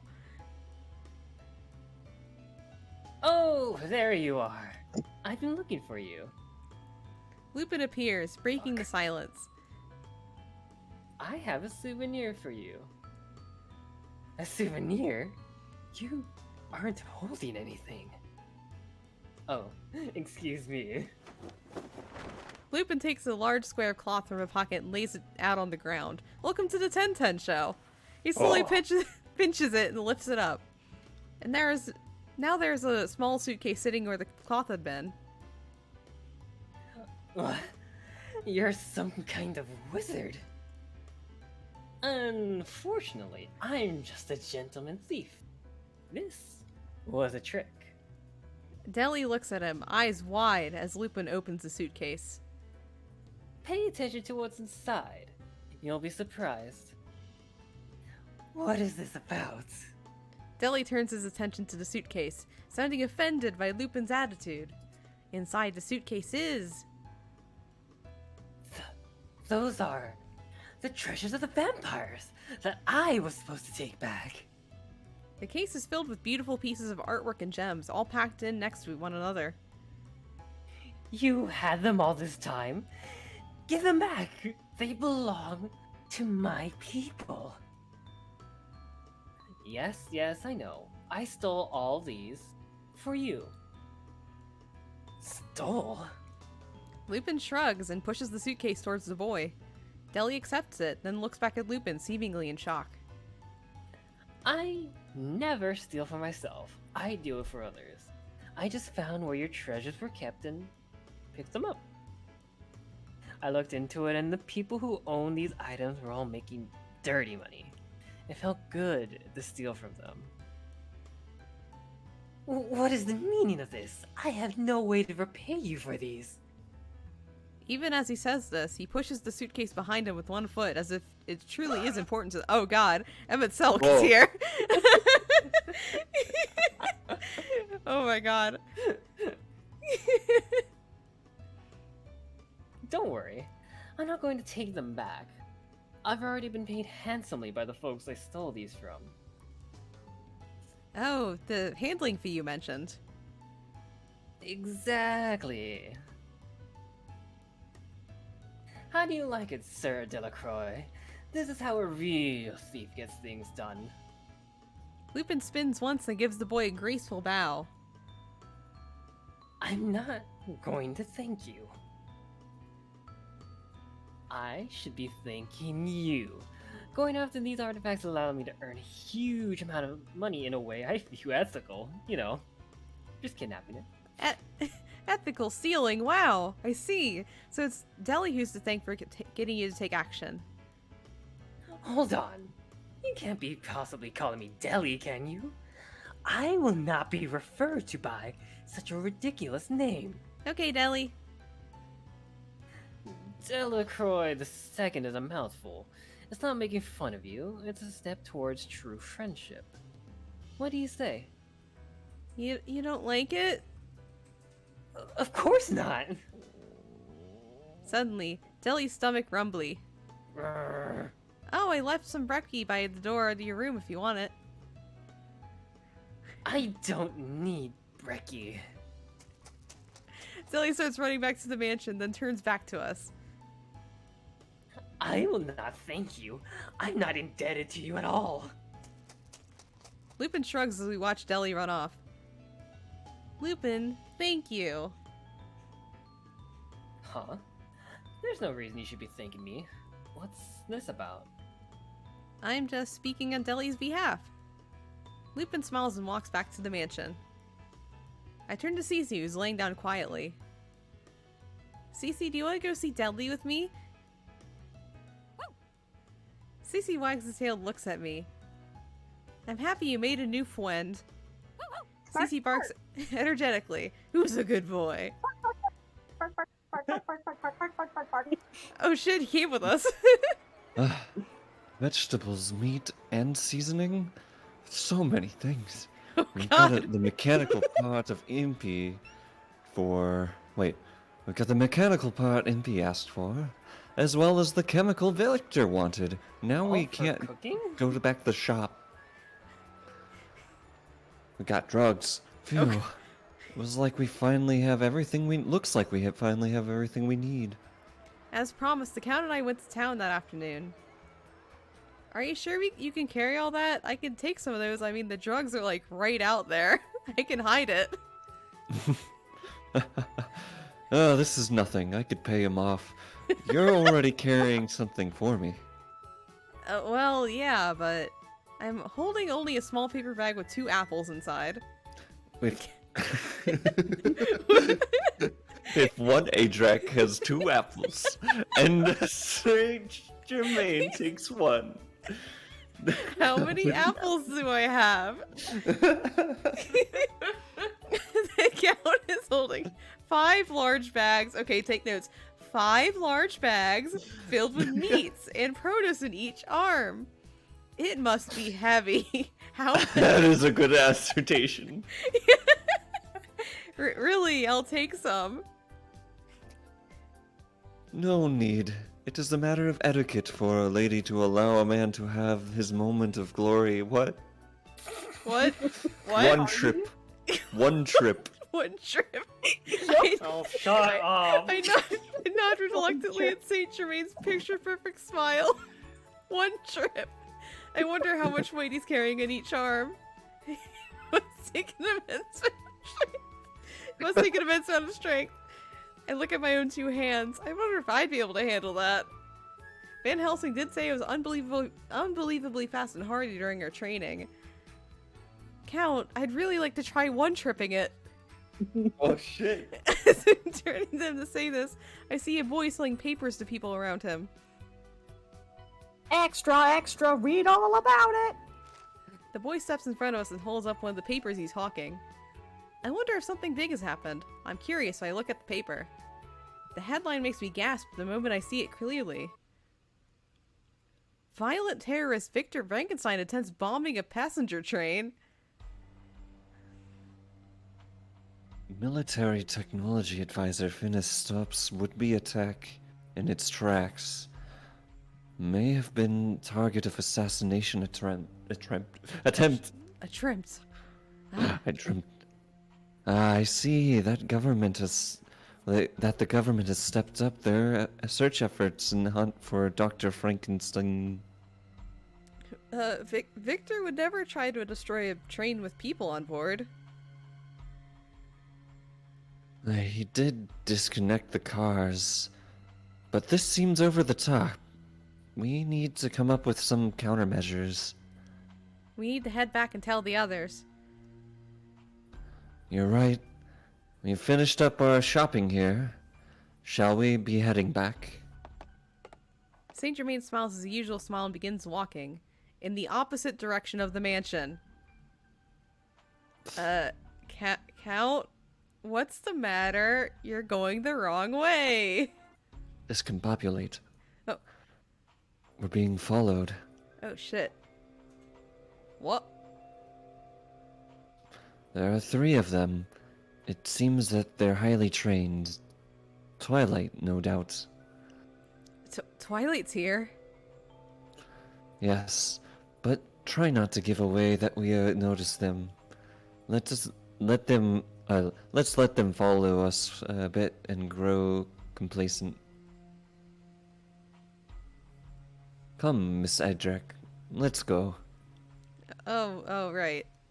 Count begins walking and I hurry to catch up. We have a rare opportunity for some hands-on training here. Let's make sure not to let it go to waste. One trip. One trip? You want to train me in the one trip? Now? Indeed. From this point on, the danger that you'll encounter will only grow. Here, take all these bags. Oh god, the danger of dropping a bag. In order to increase your survival rate in situations such as these, you carry. Oh god. A training session that is just a touch too dangerous fits the bill perfectly. I nod, trying to keep my pace even with his as I'm juggling all these bags in my arms. But do not fret. Know that the plastic will hold. At the very least, I will be sure to protect you should anything happen here. Now, how should you act in this situation? Okay, okay. What are we doing? We're being pop quizzed, and we can't even answer, what we want, number 1. You can take the controller. Yeah, you can take the controller. But we got number 1 otherwise. Oh. So keep walking down Main Street? Oh, shit. There we go. Walking fast. Making my way downtown. I wouldn't do anything. I'd just keep walking down a busy street. Walking fast. Hauling ass. And why is that? Victor said so too. Twilight agents work in the shadows. They don't come out in the open unless it's absolutely necessary. So they wouldn't attack on a busy street like this one. Also, it's easier to hide among a crowd. Very good. I say that answer deserves a passing mark. Whoa. Is that the right answer then? No, unfortunately. There is no right answer to this question. Wow. Okay. Saint Germain suddenly tosses it. No! No! No! The groceries! The groceries! We can one-shot it some other time! No! Saint Germain Motherfucker. suddenly tosses the bags aside and takes my hand. No! This way, Miss Adric. The moment he pulls me away. A sharp spear thuds into the ground where I'd been standing just a second ago. I can't believe they throw a weapon into a crowd like this, especially with all these groceries everywhere. The people around us begin to notice that things are amiss and confusion spreads. Before we can move, the Twilight soldiers are ready to strike again. Let's retreat for now, into the alleyway. As the crowd grows louder, I run into a nearby alley, Saint Germain right behind. When the enemy throws common sense out the window, sensible tactics no longer prove effective. Remember this, there is no such thing as a certain victory anywhere humans are involved. I understand. I turn away from him, ready to start running again, but my feet come to a halt.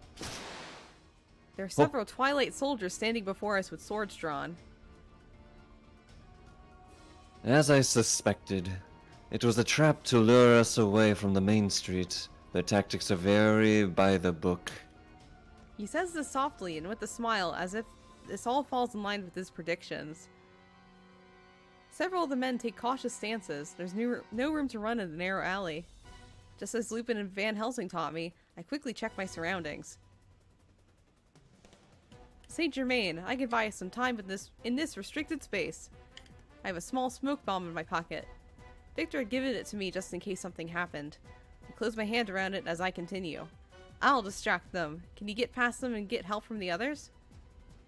Oh, so you're telling me to desert you and flee?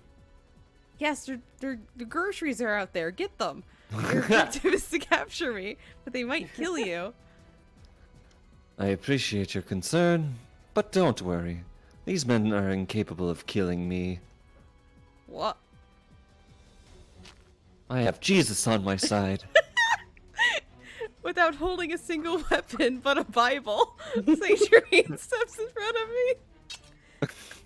The Twilight soldiers hold up their swords threateningly. Count, watch out! The instant I shout this, a large wooden box slams into one of the soldiers from the side. He careens into another soldier, and they both go down. Huh? The Twilight troops respond quickly. The other soldiers spin around and disappear into the darkness of the alley. The fallen soldiers are up in an instant and follow the rest. Retreat if encounter... Oh wait. If an encounter introduces an unknown element.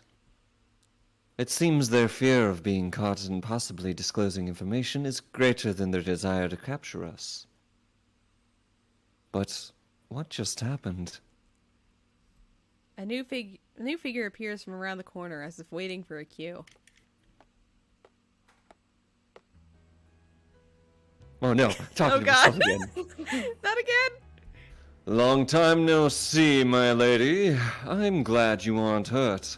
Oh shit, Sherlock Holmes! I mean... Oh! You! You...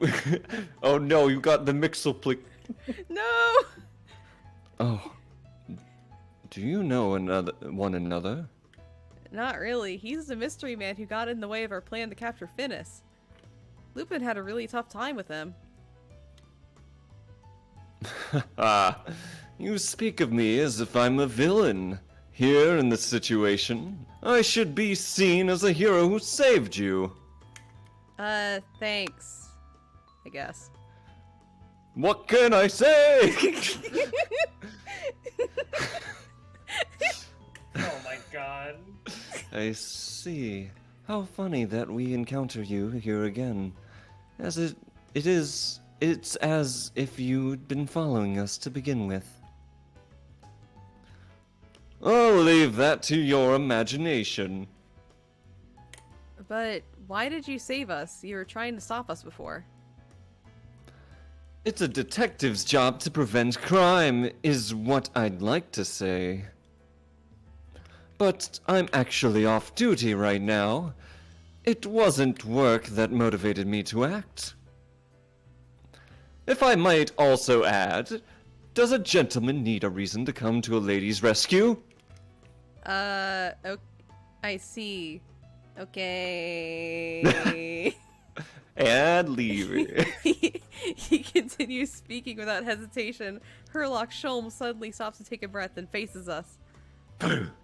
Now, as this gentleman is no doubt already aware, it is no coincidence that I am here. I was following both of you, and those who left us just now. I see. So you were following Twilight. Who was following us? We had two trails. Like my hat. Wow. Indeed. There are many things I'd like to ask those Twilight folks. But first, you two. Sholmes makes a gesture to indicate that he is thinking.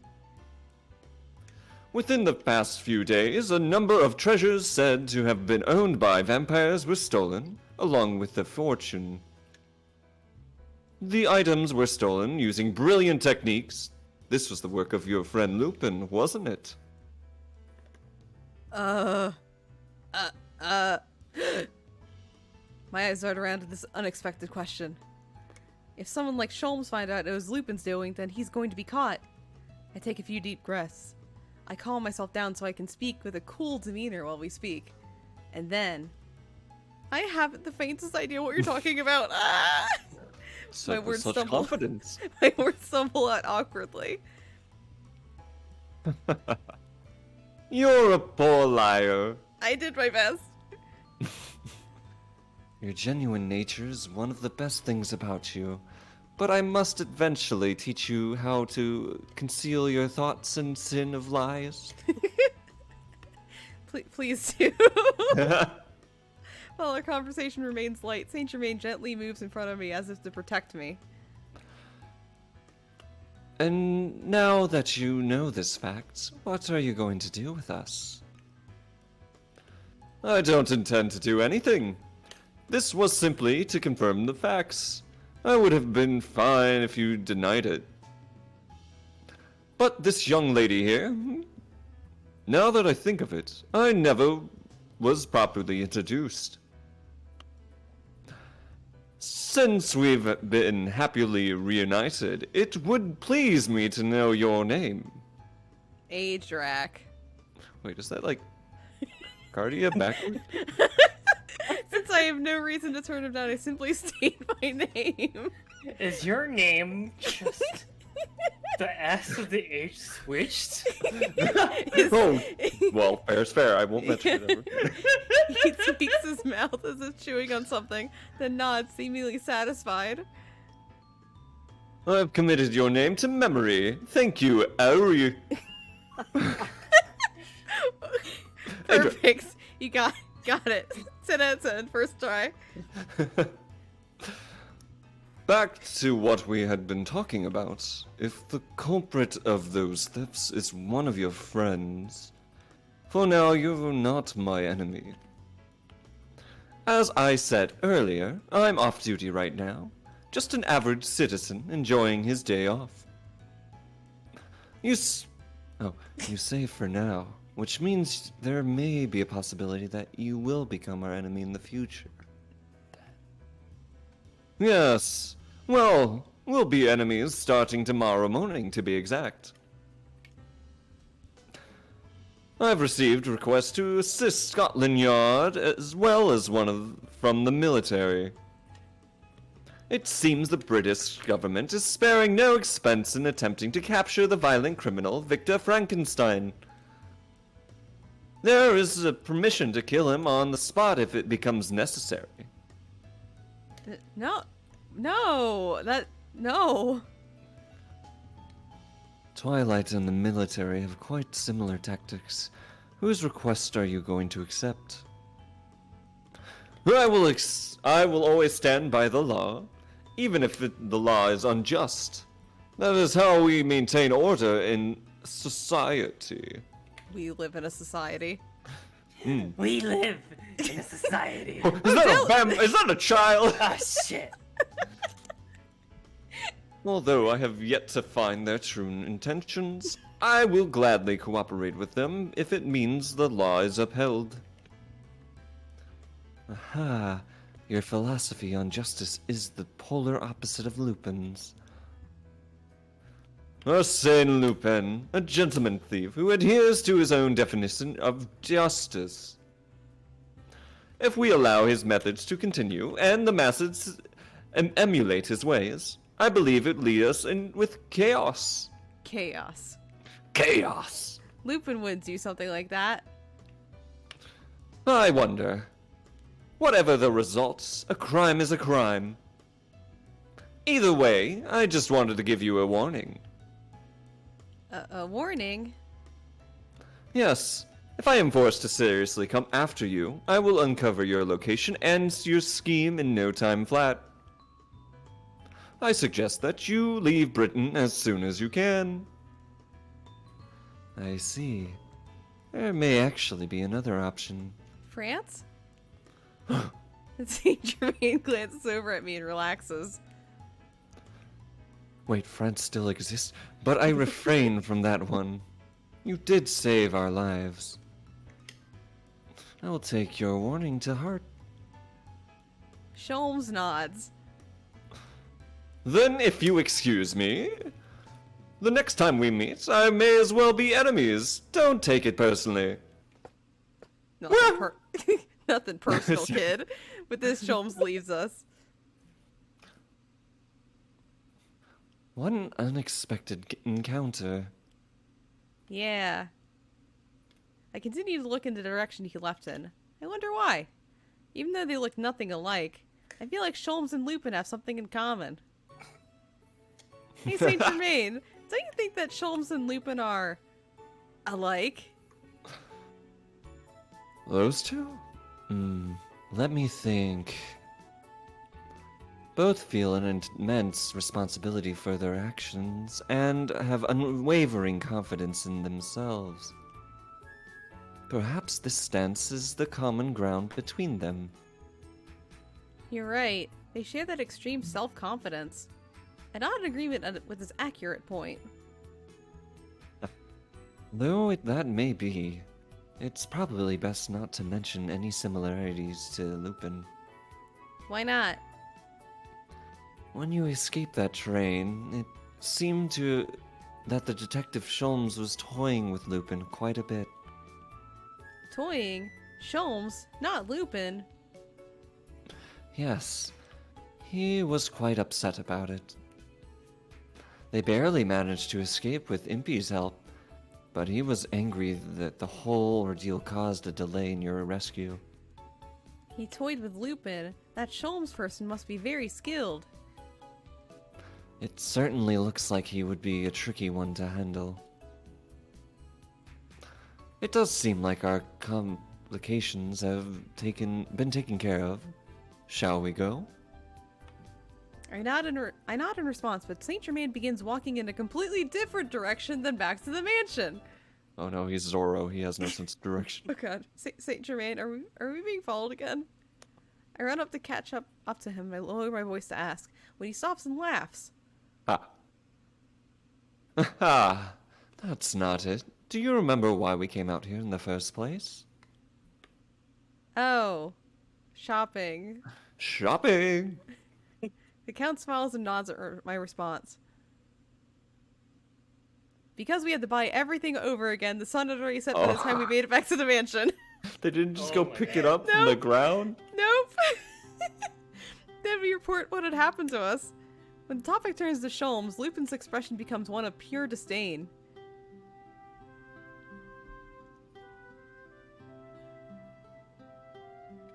So that pesky trickster is joining the opposition. That's troublesome. Still, he's no match against me. Still, troublesome. No, it's really no big deal. It isn't. But he's really getting involved, huh? Your pride seems to be having a very public battle with your actual feelings. He must have a really tough time he must have a really tough time during the abduction mission. That's what happens when you fight using methods that lack any depth. Consider it a learned lesson. Shut up. I got away, so I won. You were about to be caught when I got to you. You were all, Impy, save me already! Not true. I was merely acting hysterical to confuse the enemy. I was planning my miraculous escape from there. I think it's only natural that the escaper is a greater advantage when trying to flee a small space like a train. His pride as a gentleman thief won't let him get over it. After we finish reporting most of what happened, the biggest problem remaining is Victor's wanted notice. Well, what should we do? Would it be best if we just shut ourselves in the mansion? If we do that, they'll eventually detect our location and surround us. True. This location will be easily found if both the military and the Yard are looking for us. On top of Twilight. Then should we escape London and set up a hideout somewhere else? You can't escape me. Oh. What? London? London? I didn't know you were here. Whoa! That's not a bad idea. But it's going to interfere with our search for information on Isaac. There's nowhere else good. What? Well, there's nothing we can do.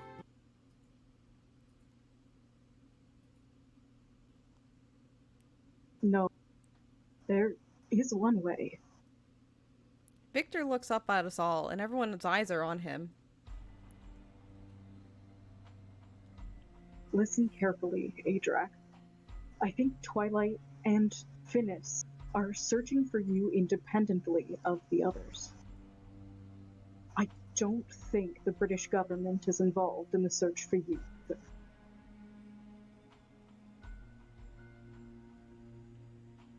Good points. If the government is looking for her, then they probably would have abandoned their focus in the first place. Wait a second there. Wasn't it the Queen's guards who were trying to kidnap her in the first place? Finis used his position to use them for his own purposes. Think about it. Even though they failed to capture her, the government hasn't launched any sort of investigation. Oh. That means that the only one who the government is after is me. Victor says this with a great deal of force behind his words. Saint Germain's voice hardens a little as he senses something's off. Victor, are you considering turning yourself in? Turning himself in? Is Victor willing to sacrifice himself to divert the government's attention away from us? Even though we are fugitives at this point, I don't want to think about handing him over so easily. That would be saving ourselves at your expense. I don't like that. Impy agrees with my initial negative reaction. I wouldn't be able to sleep with that on my conscience. I'm against it too. In response to our protests, Victor smiles grimly and waves his hand. That's not it. I can't let myself be captured just yet. There's still something I need to do. And what is that? It's not really relevant right now. The point is, I feel that I have a way to negotiate with the government to get them to stop chasing us. Negotiate with the government? That's a pretty outlandish idea. So if I decide to move forward with your negotiation idea, who would we speak to? Reckless words won't get you any help. Victor slowly shakes his head at Van Helsing's challenge. It's fine. I'm not saying this out of desperation. I know we have a good chance. He quietly sighs and turns to us with determination. I'm going to get Victoria on our side. Victoria? You don't mean Queen Victoria? Yeah, that's exactly who I mean. As I mentioned before, Queen Victoria wants to capture me. She wants certain knowledge that I have. But her greatest fear is that this knowledge will be leaked to other countries. If what I know gets out, the current international situation could be overturned and place Britain in a difficult situation. International situation, huh? That's quite a large stage you speak of. So you were thinking of approaching Queen Victoria, using this knowledge as a bargaining chip? Yeah. In exchange for not spreading my secrets to other countries, I will ask her to guarantee our safety and freedom. I will expose to her that Twilight is after us as well, and have her restrict Finis's actions so that we are not targeted. That way, we can resolve all of our problems surrounding us at once. And what is this knowledge? I can't tell you. I wonder why. I thought I saw a dark shadow cross Victor's face when this was brought up. No matter. If you are that confident, then you'll probably stand a good chance of success. If you get results, I'll have no complaints about the methods involved. But, Victor, this isn't something that can be done easily, right? There must be a reason why you've been running all this time without doing this. You're very perceptive. You're right, Adrak. It was something I've been considering, but Queen Victoria is the highest ranking politician. If she doesn't agree, I'll probably be locked up in some research lab, never to see the light of day again. That's why I escaped.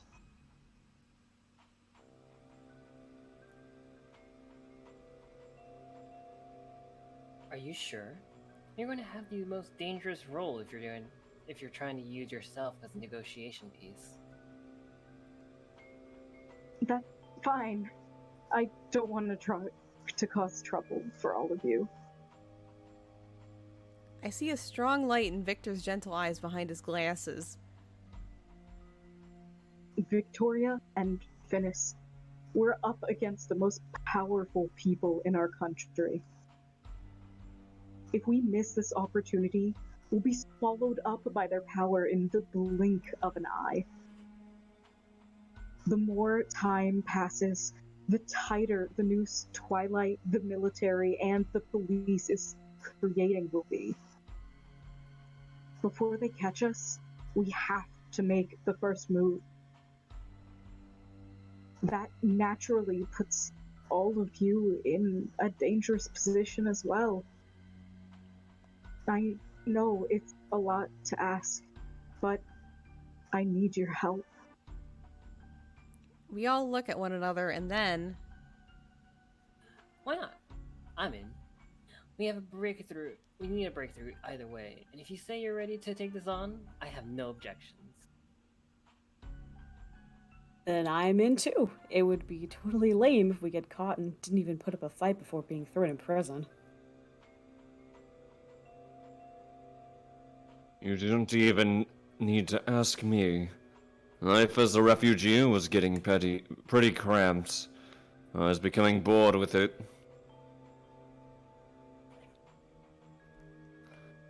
If we have the means to free ourselves of this situation, we should go for it, no matter what. Then I shall cooperate as well, though I don't think there's much I can do. I'm fine if that's what Victor wants. Thank you, everyone.